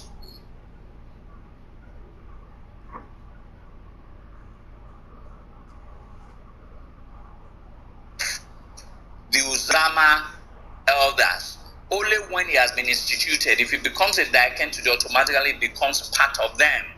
All right, he goes to his palace. He will also now have his own palace. He goes to his palace at Utelu, the Daiken palace. Now, however, he is the youngest, is the smallest amongst these elders. He's considered the last born of these elders. But during when the coronation rites, or when he's about to be crowned, there is a ceremony. That ceremony is quite an expensive ceremony. We will have to buy his seniority from these 6 elders. We have to pay different prices to these 6 elders so as for them to now accept that is now their senior. Shortly before, after he has done that, he will be crowned as the Oba of Benin, and where he will now be considered as their superior. All right.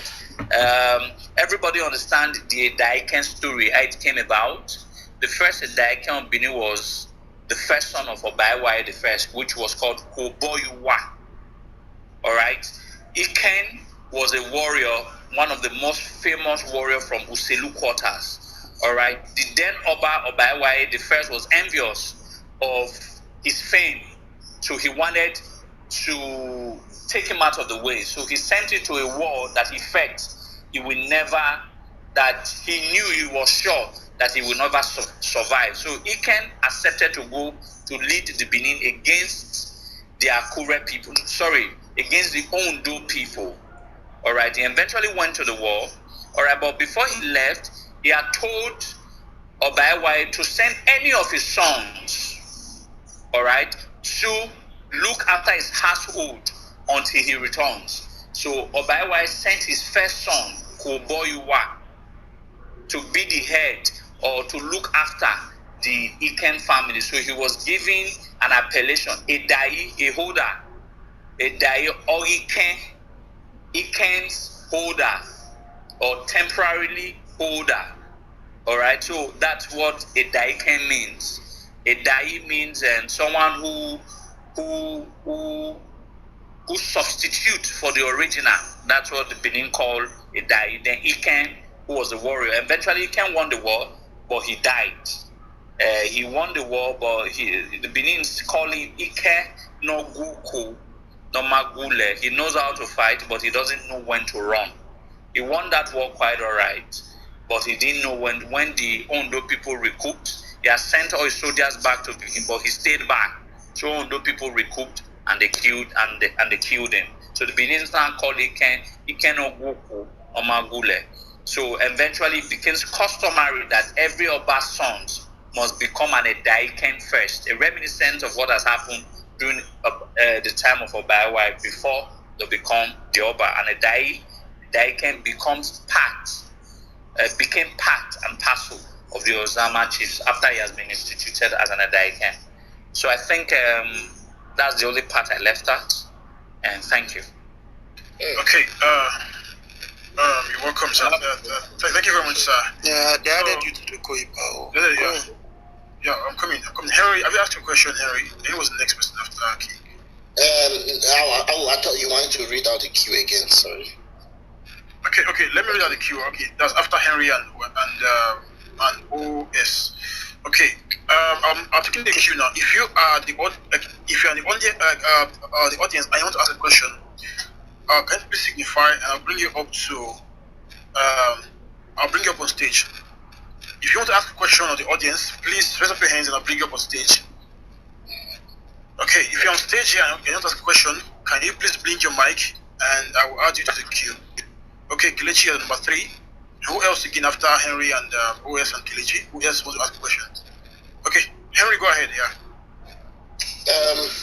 Interesting. Also, I just wanted to say, like, if you have a question that it shouldn't be an echo chamber and you disagree and you say maybe there's something you don't agree with, please say it. We are very kind in temperament. We're not going to be vexed. Izoduwa is not going to be vexed by any question. So just you can come up and ask him any question about what he's thought about, right?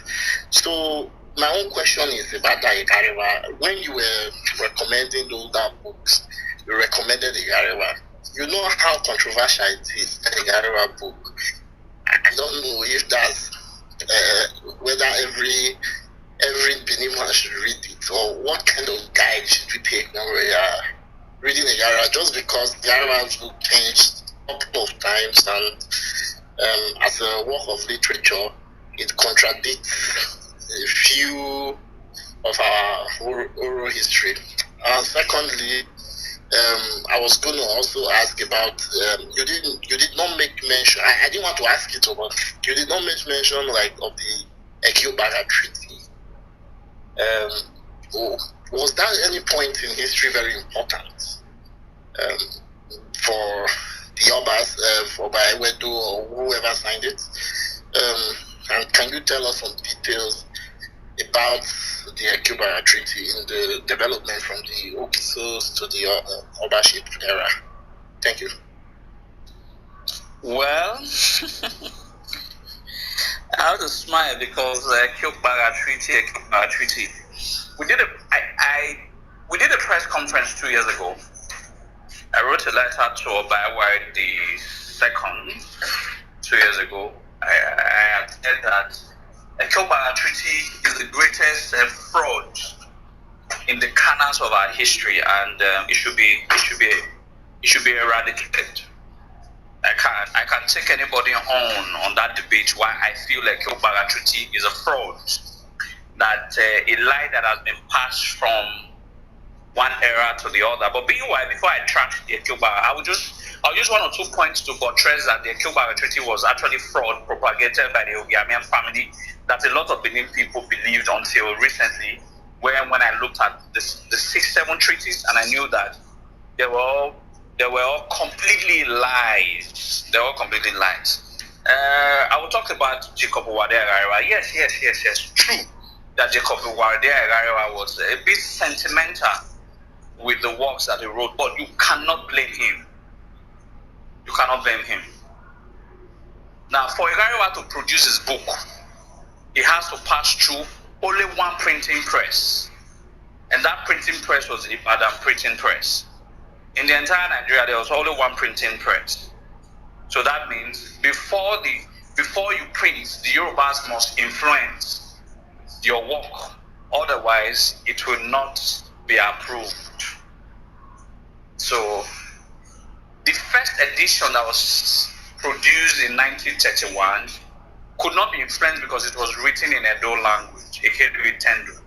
So that is why the original, if you can get the original document of the 1931 edition, the first edition of Igariwa's work, he wrote excellently, beautifully, very well. There were no contradictions. He didn't introduce Yoruba concepts, Yoruba influencing our kingship, or we're going to Ife to bring a king and all of that. Those were not pointed out in his first edition, so there were no contradictions in his first edition. It was his second edition, then was already relating with a lot of Yoruba. Then he was even an historian, more of like the official historian to the Oni of Ife and Desoji Aderemi at that time. So the second edition of his work, 1953, was influenced. That's where he now started to write that the heads of the Obas of Benin were being buried in Ile-Ife and all of that, blah, blah, blah, blah, blah. But in all of this, he's the first Benin historian. He is the foundation of every history. Everything that every other subsequent historians ever wrote, even the likes of Professor O.S.B. Omorige that was found, was also students. They were all students of Jacob Wade Agarewa. Although they disagree with quite some things that Jacob Wade Agarewa said, I'm trying to remember one work. You know, he wrote 31 books. I'm trying to remember one of his books. I think it was his 30th books, where he had made regrets, where he made regret that he made obvious errors at the beginning, at the earliest time, because he wanted to make corrections in the 70s, but then he was already blind.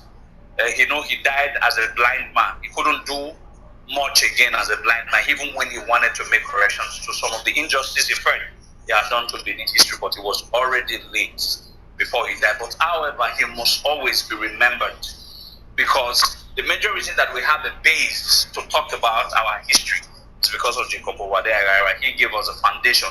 However, some part might be controversial. We know the part that is controversial. You read with an open mind, and those ones that you feel there is not an ultimate historical book. There's nothing like an ultimate historical book. No matter how you think your book is authentic, it will be faulted by someone who has another view of it. So there's no authentic or ultimate historical book. So there must always be error. Even if I decide to write now, I might write sentimentally. I might write with the biased mind. The biased mind of being a Benin. Even if I know that the relationship we had with Yoruba, I could write biasly because I know it will sell me to Yoruba. So that's all historians. All historians have a biased part of them before they even start writing any book. All right, so they are bound to the errors. Agarewa made some errors, and which we know as a people that was his errors. But we know that there's nothing he would have done under the circumstances. If it was now, I'm sure Jacob Wade Agarewa would have made the errors. Even the Yorubas even congratulated him and gave him a honorary doctorate degree in University of Ibadan to tell him that you have done well for writing to favor us. So we appreciate them for giving one of our sons a doctorate degree, an honorary doctorate degree for doing a job very well. That's on a sort of a soft spot. We should don't take that one too serious, please. So having said that, then you talk about the Kyopaga Treaty. Kyopaga Treaty is not true. It was not agreed. It was not. Look at it. I want us to open our mind. Let's be very objective. I like to be very objective about it. Now, Ewedo had his forces, army. They had army that was led by someone from Ogbe Ibuya. He was a blacksmith. His name is called Odigie Olomi. He was the head of the troop that led Ewedo's troop, or by Ewedo's troop. Then Irebo was the Ogiamien, then also had his own troop. He was led by one of the Olia. You know, don't forget, the Ogiamien family also have an Olia. I will tell you why they have their Olia. Because they could not influence the original Olia of Benin Kingdom. Without the Olia, you cannot become the Oba of Benin, because he gets to crown it. Instead, they went to also create their own Olia so as to crown them. You understand? So if they were actually Benins, how come a Benin Olia cannot crown another Benin man? Instead, he will go and be crowning a Yoruba man. All right? That means they were not generally accepted by the Edo people. How can the Edo people not accept one of their own and go and accept a foreigner? These are questions that we have been very, very excited, very, very excited to ask our Yoruba people. How come a people we reject their own pesky, their own blood, and generally accept a foreigner to come and rule them without fighting, without no quarrel, without shooting gun, without opposition. All right. Now, Odigi Olomi led the troop of Obaewedo, and Olia led the Ogiamen led the troop of the Ogiamen people. And that war was fought at Unweru. In case you people don't know Unweru, that battle is called the Battle of Unweru. Unweru is at the present-day Asoro Street. Asoro Street is almost before the present-day Ogiamen Palace, before you get to 10 Junction. Asoro Street, that's where the Unweru is. That war was fought there. And the troop of Obaewedo roundly won that war. Roundly, comfortably won that war. And the head of the Ogiamen troop was brought as was not killed, he crawled. The head of the troop was killed, he was chopped off.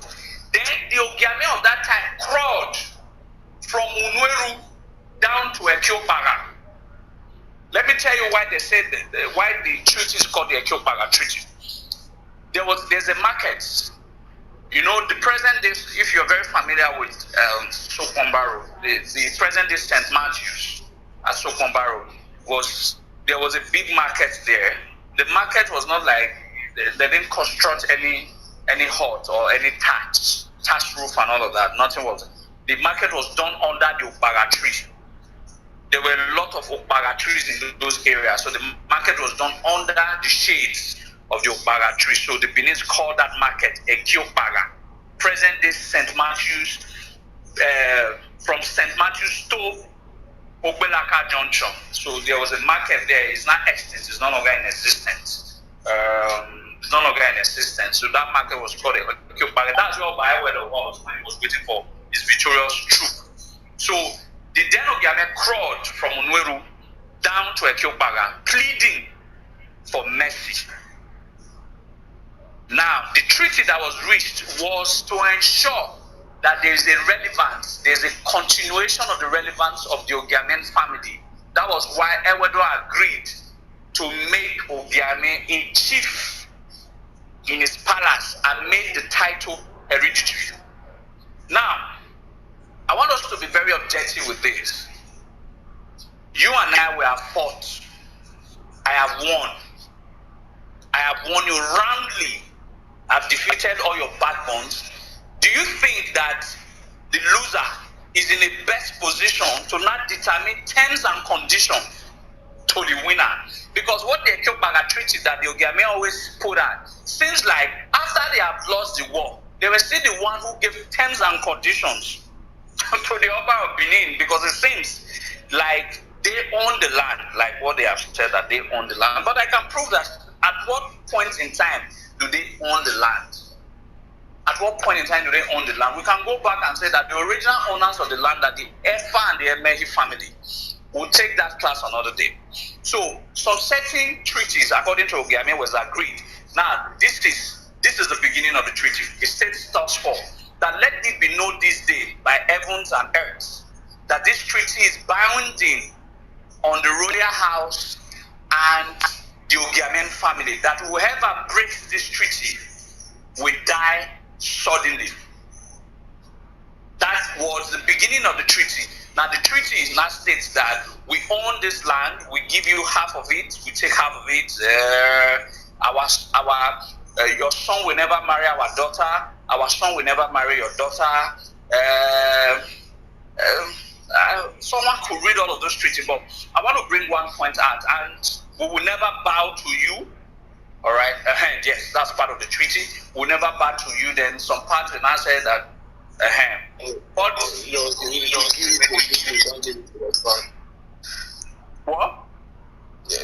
I was just saying we give it to you, but not to your son, something like that. Okay, exactly. Now that every year your sons must come and always renew all of that, blah blah blah. Okay, now look at it. During the reign of Oba Adolo, Oba Adolo is the father of Oba Voram and Ogbaisi. Oba Adolo's daughter, Princess Igbinake. I want you to listen. You can ask any of them. married the Ogiame of that time. That year was 1848. Princess Igbinake, daughter of Obadolo, got married. Don't forget, part of the treaty says that whoever breaks this treaty, don't forget they can never marry themselves. But Obadolo's daughter got married to one of the Ogiame in 1848. And they gave birth to their children. Their lineage is one Professor Ogiame that owns a private university in the United States of America. It's one of the grandson or great-grandson of that marriage. So that means some of the Ogiame family are maternally related to the Oba lineage. So when you say the treaty as grievous as projected by these people, when you say the treaty as grievous and projected by these people, is that huge? Then, at a point in time of history, they have been proven to have bowed to the Obas of Benin. One of the Ogiamen's name was Ogiame Obakbolo. I have that document. I can share that document with all of you. One of the sons of the Ogiame beard Obakbolo. They didn't bear Ogiame Bolo, but they beard Obakbolo. So, and don't also forget that the Ogiame is a chief in the palace of the Oba of Benin. He belongs, he's the number 4 in the junior Uzama. Uzama has their junior contingents. The senior Uzama, which is Uzama Niyon, and you have the junior Uzama called the Uzama Nibie. So in other words, every Ogiame goes to the palace, to the Oba of Benin, and say Oba Tokbe and bow. And the treaty says that on no account should this bow. And don't also forget, that treaty, the revelation of the treaty, you must understand, is the treaty is even after the coronation of the Oba of Benin. The so-called treaty is after the coronation of the Oba of Benin. So that means it's not binding on the Oba. It is after the Oba, 7 days after the Oba would have been coronated. That is when the treaty is presumably observed. So that means it is not binding, it is not a requirement for the coronation of the Oba of Benin, because it's an after event after the Oba has already been coronated. Alright, so if you feel that you're not clarified enough, you can go ahead, but let me just let me pause here, please. Clarify enough, yes. Okay, thank you very much, Epa. I'm going to move to the. Okay, I think JJ is okay. Okay, let me take the two questions left. Two left. Then when we're done, then Epa will continue, and we'll take more questions again. You understand? So I think. What do you think, Henry? No. Let's just take. Okay, no, I was just like take all the questions of the people that are blinking. I think so. Okay, they're blinking the mics. Okay, yeah. Okay. Okay, that's I think okay, after Kelechi. Okay, after OS is Kelechi. That's not Kelechi is JJ. That's not JJ is Ife. So OS, go ahead and ask a question. Yeah, I have a question. It's just clarity. I want to just regarding that event that happened 2 years ago that King Osage talked about. I recall my late grandmom telling me same thing happens, that I don't know how true it is, that my late grandmom is from a village called called Renigbe, that the Oba of Benin does not step into the village. I don't just know how true it is because I've not really seen a documented literature to read on it, but it's just based on hearsay. And she also said before the Oba of Benin does the annual Igwe festival, they have to do an Igwe festival in that village, which to a very large extent I've seen happened, and they need to send materials to the palace. I don't have any literal source to verify that, but I'm just asking if that same stuff applies. I don't know if it's documented. Yeah, that's just my question. Thank you. Well, that's true. You know, in ontology of the Benin religion. It is God, the Father, Olokun, the Spirit, and Oba, the Son. So Olokun, it's, Oba is the physical manifestation according to the Benin religion. Oba is the physical manifestation of God. Why Olokun is the spiritual manifestation of God. So Olokun is higher. So that is why in Benin we say Oba no Rame Osen Orumuoke. That is the king of the water, Olokun, is higher than the king on land, the Oba. So an Olokun, the place where Olokun was ever in all the canals of our history, manifest in its physical nature, was at Oronigbe.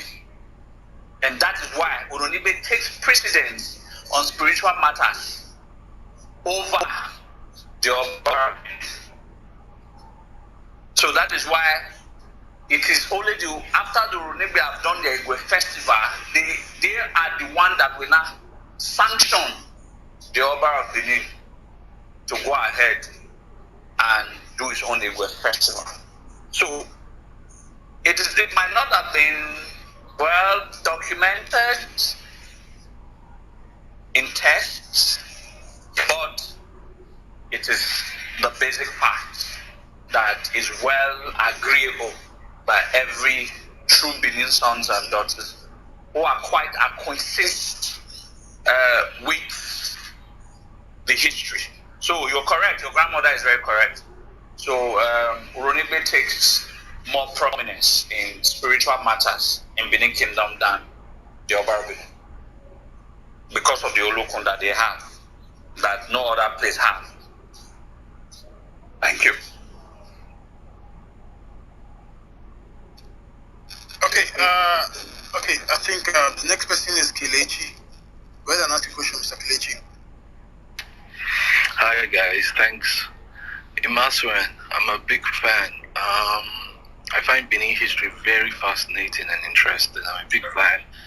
I've watched most of your videos on YouTube, and I think there's another lady, I can't remember her name now. But there are three aspects of the Benin history and the stories that I seem not to understand, and since I have you today, I'd like you to explain if you could.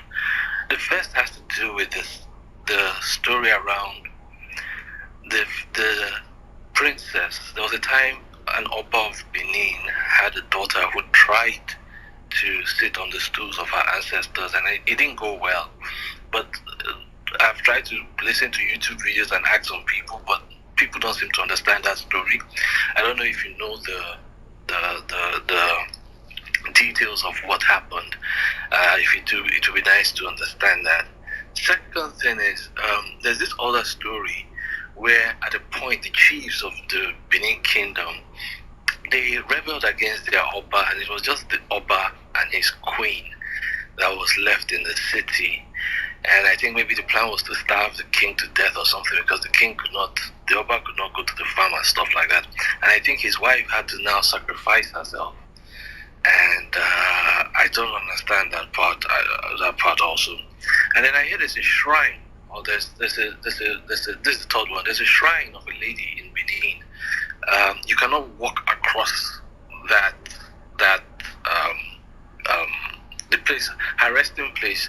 No mortal is expected to walk across it and live. I don't know if it's a myth, if it's a legend or whatever. If you know the story, those three things. But thanks again. Thanks so much for all you do for your people and your history. Good work. All right, thank you, Mr. Kelechi. Your second question and your third questions are invariably the same. They are intertwined. The same lady that was with the Oba that was eventually sacrificed was the one that, before she was sacrificed, at least had made one request that no living thing should cross over our grave. Queenie, then I'll run through that later. Your first question is very correct. I'm quite very aware of that woman a princess, Princess Ideleyo. That's her name. She was one of the daughter of Obaiwai the First. Obaiwai had 5 sons. The first was Koboyuwa. The second was what's his name now? The Izuwara was the first Enogi of the Yowa community. All right, the first son of Obaiwai the first was Koboyuwa. The second son was Izuwara. All right, Koboyuwa and Izuwara were best of brothers, but they got married, and their wives now begin to create envy amongst themselves until a day. I don't want to go through all of the complications or the complexity of the story. They both poisoned themselves, they took the poison and died. All right, that pain. Well, it was a jester that eventually reported the event. The entire Benin Kingdom was aware, but they were afraid how to relate it with Obaiwai the Great. So it was eventually a jester that related it. Because of that, he got so angry that he had placed a mourning, 3 years mourning. There's no sexual intercourse. There will be no cooked food. You will not be allowed to take your bath for 3 years. And that's why a lot of people left Benin to Eastern land, to Hierarchical land, to River State, to Delta. That's where we have the highest emigration because of what some historians call the dubious laws that he placed in order to mourn his 2 sons. But eventually, he got out of that situation, and he was old. He couldn't. He wasn't having the virality, I think is that word correct? He wasn't having the vigor to impregnate a woman. So instead, a Sia was called from a place called Uzia. An Esan native doctor was able to make it possible for him to sire other children. The first son that he sired, during the day the charm was made for him, some people came to give him gifts, and those people brought the worst of all the gifts, or the worst of their farm produce to him.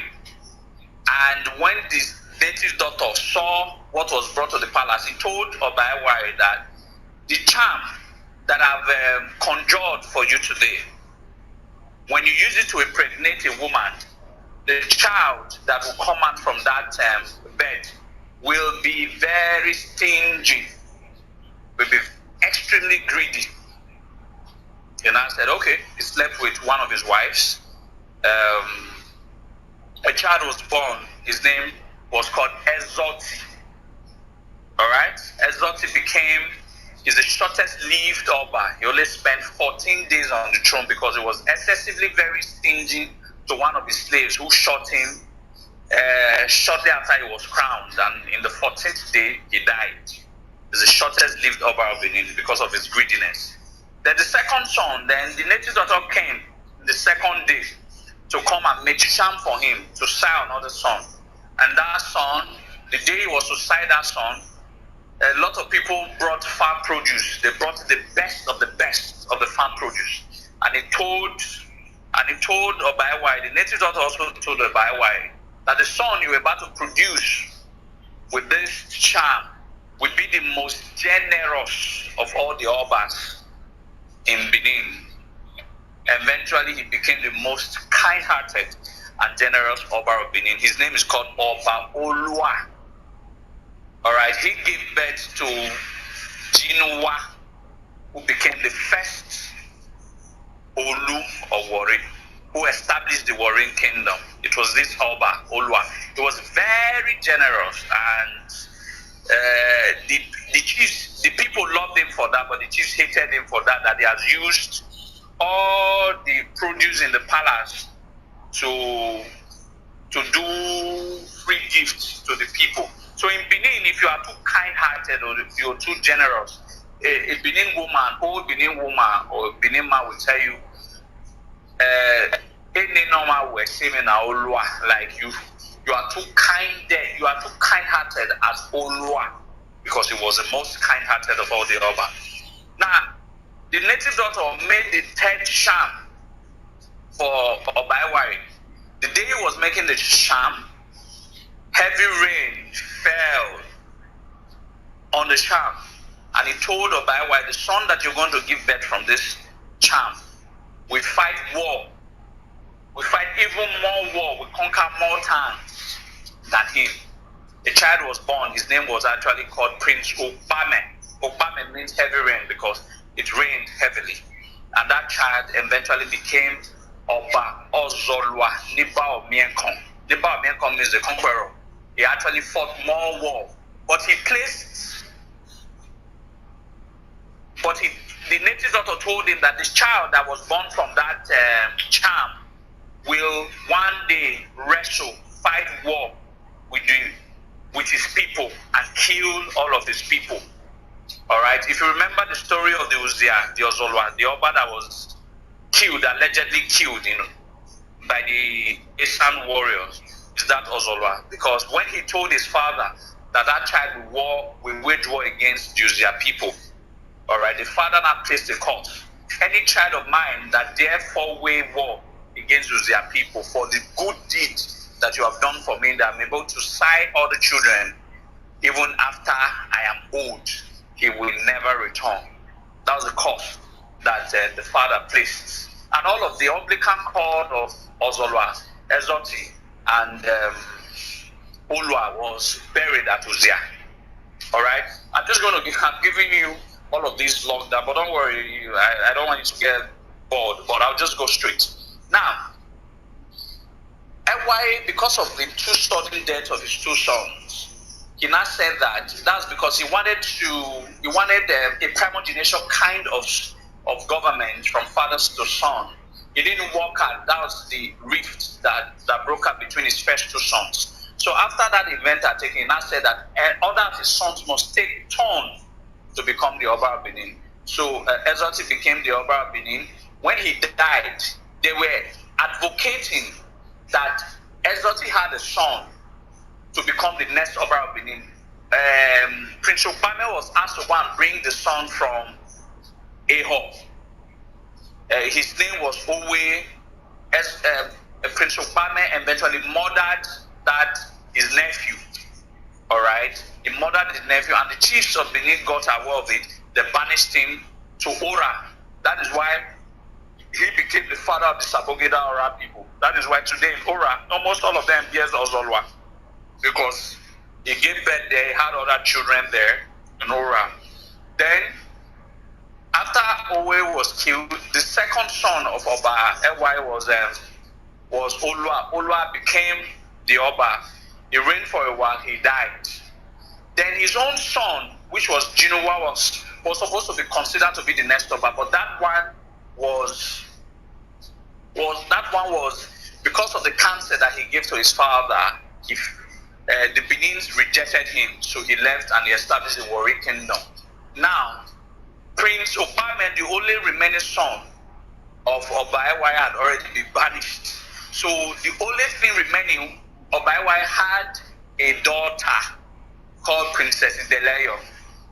He was now saying, instead of we not having a throne, a king on the throne, then let's try and crown a woman, because there's no law in Benin that says that a woman cannot become an Oba of Benin. Then they considered her and said that, okay, let's crown her. During a procession rite, you have to be instituted first as an Edaike before you can be crowned as the Oba of Benin. So when it got to a place where they are supposed to start carrying out a ritual for her to become an Edaike first, before she can start the coronation rites for her to be installed as the Oba, she entered into a menstrual cycle. A menstrual cycle was supposed to last for days, for few days. The menstrual cycle lasted for weeks until she eventually died from the menstrual cycle. That's when the Edo people now knew that a woman truly can never become an Oba in Benin, because the first attempt that was ever made she died from the process. So that was a woman that you talked about, Princess Deleo. All right, and she couldn't. Eventually, she tried to become the Oba, but she couldn't.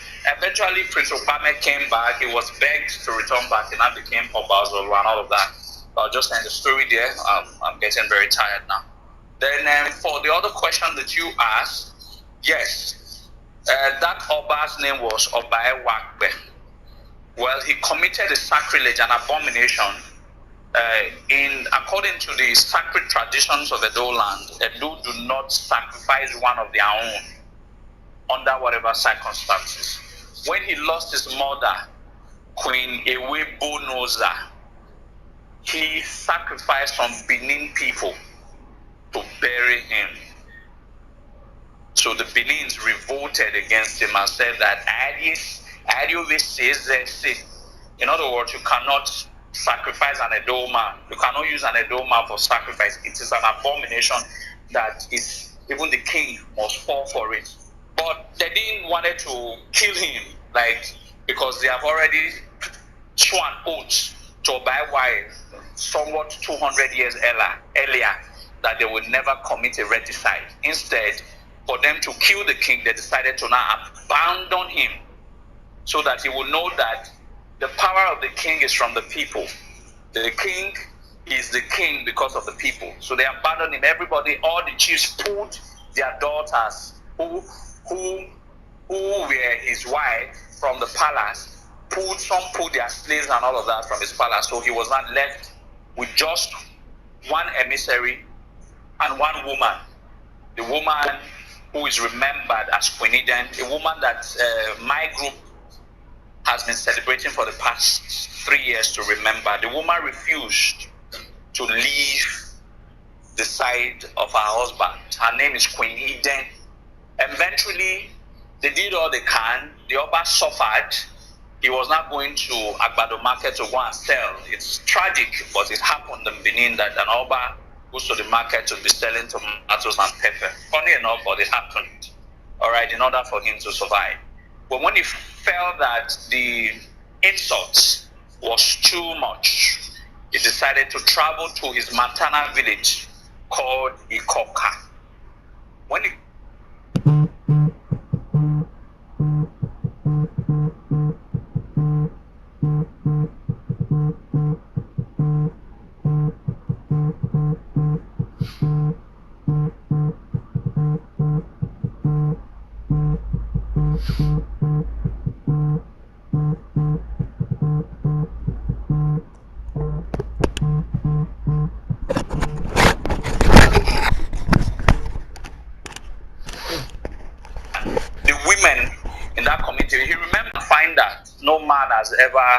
no big man has ever come out from that community till date. It's a popular community, Ikoka. He placed the curse on them and he returned back to Benin.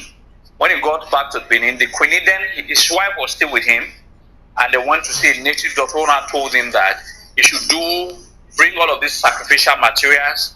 When he has done that, there will be an ultimate sacrifice. That ultimate sacrifice has to be a human being. All right, when he does that, the Benin people will return back to recognize and serve him as their Oba. Now, there was a conflict. If he dares carry another Benin person to sacrifice, they have revolted against him in the first place. But if he tries it again, he will be killed. So the only option the wife knew is either if my husband dare carry another child, it's not as if they left Benin, for everybody was still going to their various markets around the palace. It's just that they just abandoned him. So he had access to people to steal from. But if he's caught, he will be killed.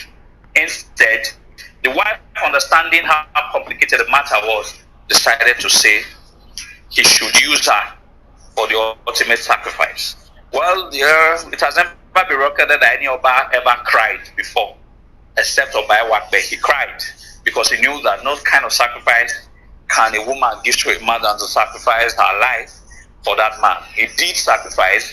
He was eventually used through asphyxiation, not that she was killed. A graveyard was dug beside Oba Market. She lied down her head facing up, and the grave was filled with sand until she died. And that was the ultimate sacrifice. After her sacrifice, the Benin king, but before she was to be sacrificed, she requested for just one thing, that no living thing, when I mean living thing, it doesn't matter whether it's snail, snake, or whatever, any animal with life should be allowed to step on her graveyard. And till date, instead of something step on her, anything living that step on her graveyard, no, must be killed. When the colonial masters came, when they knew about the story, all they just needed to do was to fence the graveyard. So it's even impossible for anything to step on our graveyard. Every year, February 14th, we go to our graveyard to remember her. I think we are making it very big next year. And we have set up a committee, we are planning. So the story is true. And in honor of her, we are remembering it. And to remember what she did for Benin. And without her, maybe there won't have been Benin Kingdom to today. So your second question and your third questions are intertwined, like I said earlier. Thank you, Mr. I can't remember your name. Well, thank you. Okay, Mr. Kileshi, thank you. Okay. JJ is the next person. Okay, thank you very much. Okay, sorry, JJ, before you talk, please, Coco, do you have anything to say? Yeah, give me I just wanted to ask, Gray, are you there? Grio. Yeah. Grio. Check your DM, please. And if I don't know, welcome. Okay. JJ, you can ask a question. All right, thank you. Thank you, Mr. Izoduwa. Because you also touched on aura, so I'm just wondering, because of what I heard or read, is there any monarchy in Edo South that doesn't go to pay homage to the king, to the Oba of Benin? Secondly, Ado, the word Ado, with respect to, and correct me if I'm wrong, with respect to titleship. In this sense, I remember growing up, there was, I think, the Noge of, I forgot it, maybe when I call his name, his name was, or his titleship was called Ado Akenzua. I'm wondering the connection with that, if that refers to his title. I don't know if you got my question. Okay. Okay, I got the second one. What was the first one again, please? Yeah, the first one was, I was wondering if in Edo South, if it's true that there is any monarch that doesn't go to pay homage to the Oba of Benin. Okay. I think I might know one or two or three. There are no monarchs. They are dukes. Okay. I saw that for sake of argument, you say Elawure of Hussein. All right, Elawure of Hussein was part of the emissaries that followed Oromiyan to Benin, and he got to Hussein, and he liked the place. Then Oromiyan told him to join him in Benin. He said he was going to join him in 5 days. Hussein, that's 5 days later.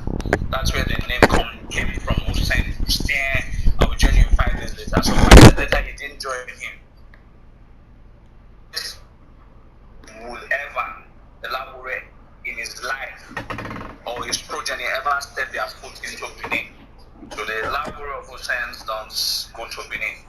So if you don't go to Benin, don't pay homage to the Oba of Benin. I think that answers. About the other divinities like the Ohanukoni, who doesn't also go to Benin after becoming the Ohan. So if you don't go to Benin to pay homage to the Oba of Benin, even if you are subservient to him, even if your throne is from, or your throne or your stool is from his throne, all right, but you don't pay homage to him, well, that could answer your question. Then, yeah, there are, by that context, yeah, there are. Then the other one we talk is not Ado, it's Edun. Akenzua is his name. It's not the sons of the Akenzua. It's the Edun Akenzua, it's the younger brother of he There was the immediate younger brother of Obairi, our blessed memory, still alive, the Enogi of Obazuwa. His name is Edu. Eduna Kenzo. So it's not the time to use his name, it's his name Edu. You know, Edu Nifu in Orame. It's a Benin name. Thank you. Oduduwa and at some point Oromiyo.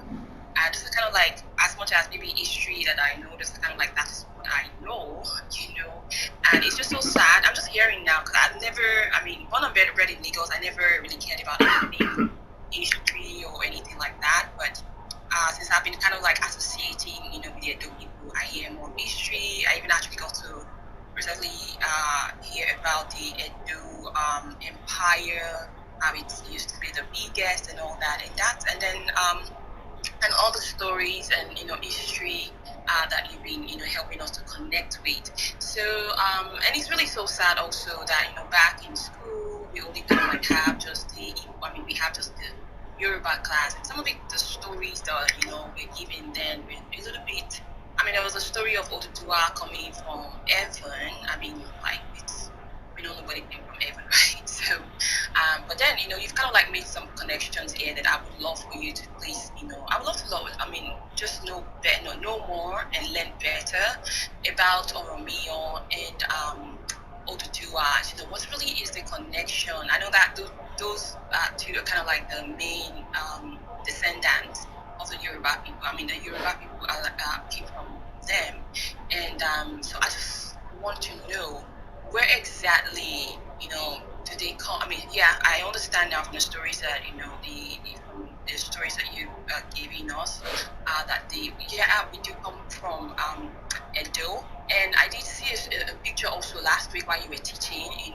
One of my friends here showed me the Oba Shijuade in the Ada. Yeah, the Ada. So which very well shows that at some point, maybe Oduduwa brought it from the Edo, but I'd just like to know more, from the Edo point of view, where exactly did the story of Oromio and Oduduwa start from? Thank you, Wesley.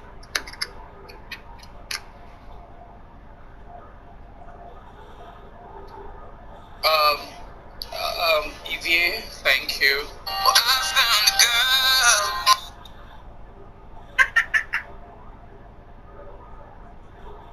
Found the girl.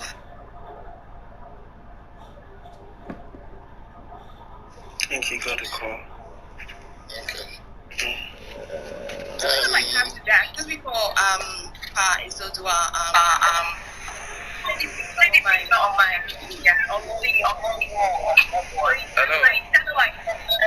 Hello.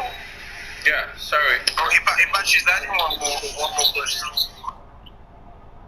Yeah, so the story is there because my friends there have been kind of like gracious enough to kind of like tell me a little bit more about history, and we're also just very much blessed to have you help us connect very well to the stories. And this picture here on my EP, this is the Olomo of Owo, this is the king of Owo, and they dress like this. I was so shocked to see them put on this, dressed like the Benin king, where this thing on his head. I know definitely it's from Benin. So I would really love to know more about Oromio and Oduduwa. Like, where did that story actually start from? And and obviously it kind of explains why certain parts of the Yoruba land wear these things. And I saw the picture of the current king, the Oni of Ife. They were holding the Ada, the Ada and all, and I see all these things that they kind of like prominent to the Edo land. So I'm kind of like, that's kind of like this, my curiosity. I really would love to learn, to really see where exactly the story of Oromio and Oduduwa came from the Benin Empire. Thank you. Oh, okay. Evie, thank you very much. I think at the beginning, I tried to establish, even if it wasn't in details, I would love to have given you what you asked, or attempt to provide an answer to the question that you asked, if I was still, if it was still very early, because it is complex to take a lot of time to explain. But however, relationship between the Yorubas and the Benin people, well, Yoruba has a world of, it's very ambiguous because it was never your identity beyond 200, 250 years ago. No historical records refer to your people as Yoruba beyond 250 years ago. It therefore means at one point in time, it became a common ground of identification for your present-day southwestern people or southwestern region, because these people are not historically of the same origin. An Ekiti man does not share the same origin history with an Ile-Ife man, and Egba man does not share the same history with Ijebu-Ede. The Awori man does not share the same story with the Laje, and the Oyo man does not share the same origin history with the Ibadan. These were all different ethnic groups at the very foundation of history that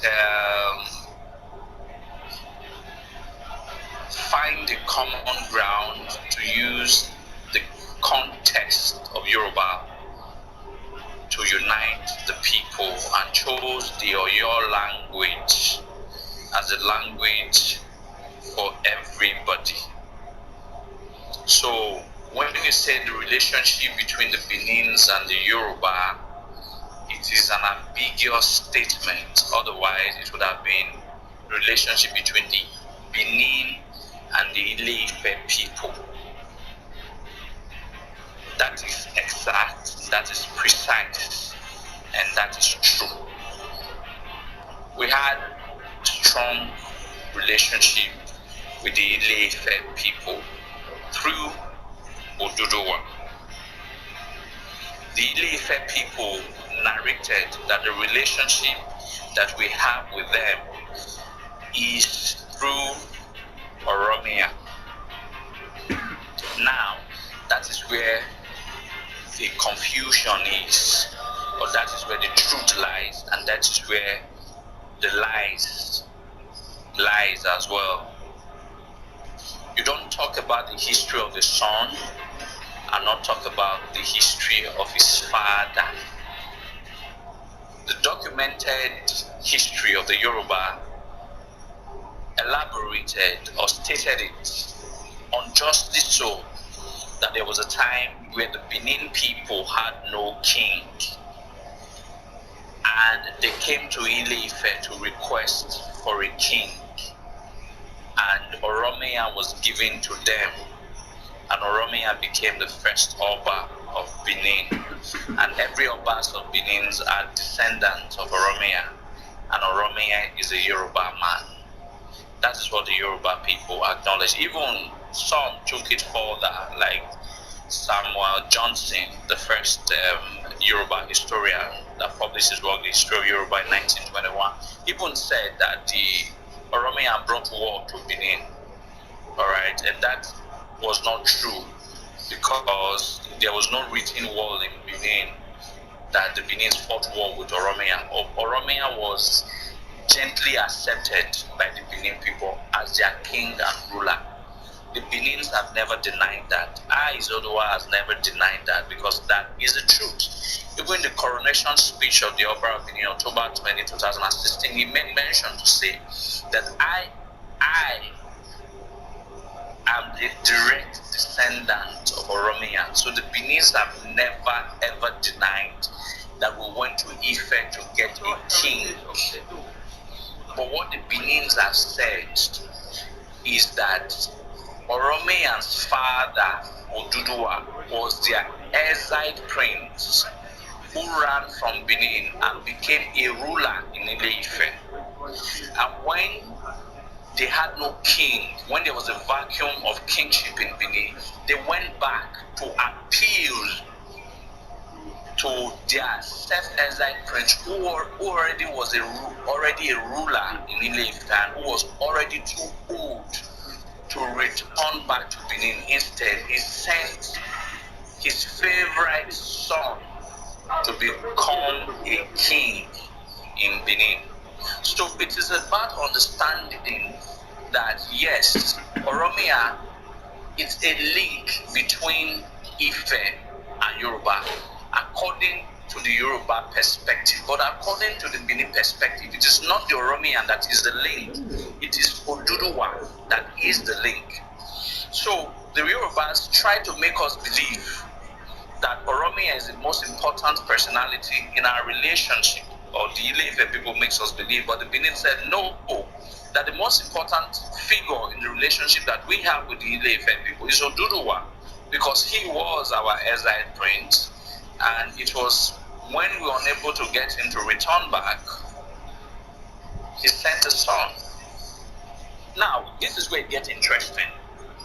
I will always tell any Yorubas people to go and certify it, whether it's true or it's not true. In the year 1990, recorded 26th of August 1990 on Lagos Daily newspaper, Ooni Sijuwade was interviewed. Immediately he came out from the 7-day seclusion during the Olojo festival, the festival of purity, at the time where the Yoruba, the Ife king will be at the highest peak of his purity. He said, and I quote, he said, the founders of Ile-Ife had given an instruction that when they are to visit Benin, they are to sacrifice 7 black cows.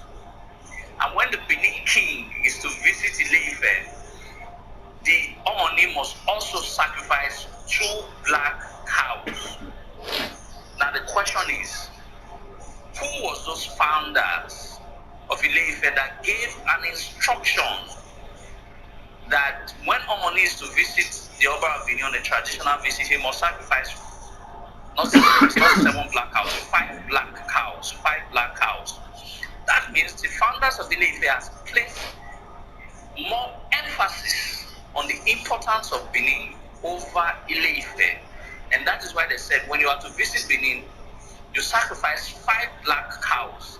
But when the Benin king is to visit you, you must also sacrifice 2 black cows. The question that we have asked, who gave those instructions? I think the journalist asking, who gave who were the founders that gave that instruction? They only realizing that probably he has fucked up, did not say anything.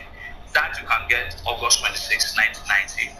If you want me to send you a soft copy of it, I can get it and send to you. I'll just snap and send to you of what Ooni Sijuwade had said in 1990.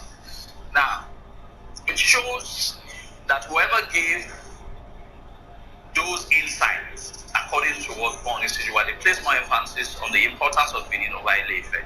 So that person could have been a Benin person to have placed more importance on Benin rather than in Ile-Ife. We don't want to go deep into some of the things that I would have liked to talk about today. There are other rooms for us to talk about. It's the complex issues, but I've given you the basic understanding or the basic argument between the Ile-Ife people and the Benin people.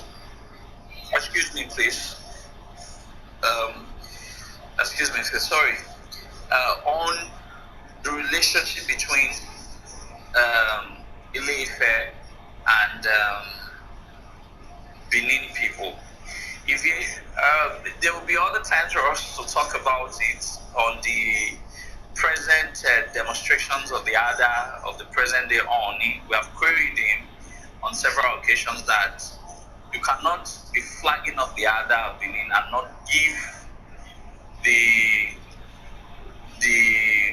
recognition that Ada and Eben came from Benin, and that was instituted by Ogisoe almost 2,000 years ago. Almost 2,000 years ago. So I don't want us to.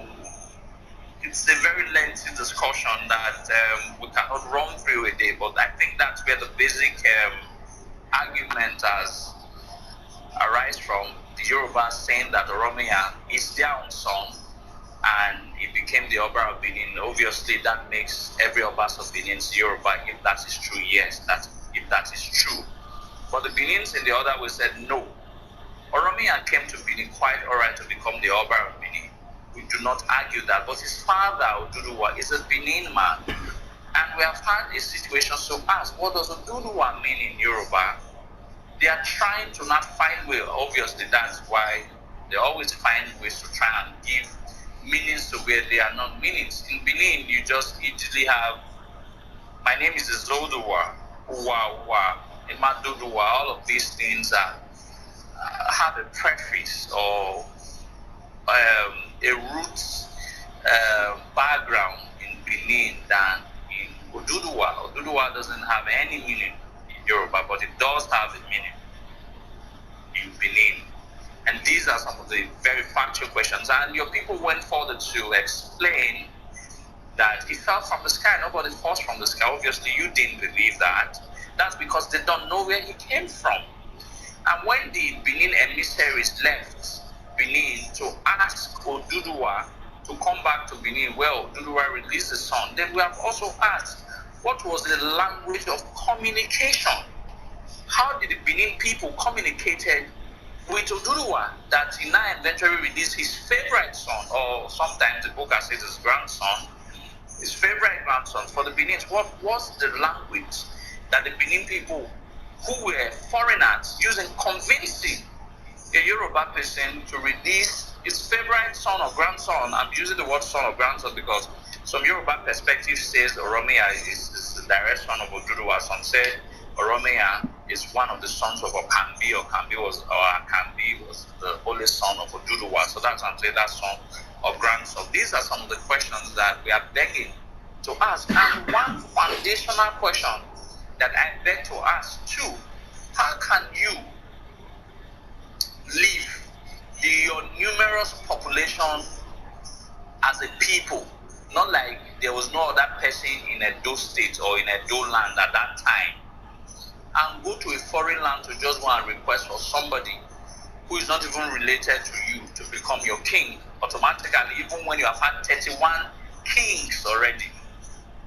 These people have sons or kids and kin that has the bloodline of these 31 kings. Then eventually you just leave and go wander yourself over 3 months trekking journey, and it was never recorded that the Benin people branched anywhere seeking for king before they went straight to Ile-Ife without branching, and they just got someone to come and rule over them, someone who is not part of them. It is never possible, it is never tenable, except they have something there that they want to retrieve back to their people. These are some of the arguments that were presented, but they're still lingering because no one wants to shift ground. But however, this is just about the basic background you need to be aware of, Ivy, while all the subsequent time we can still throw more highlights and details on the subject matter. Thank you very much, Ivy. Okay, thank you very much, Epan. Okay, guys, Epan actually will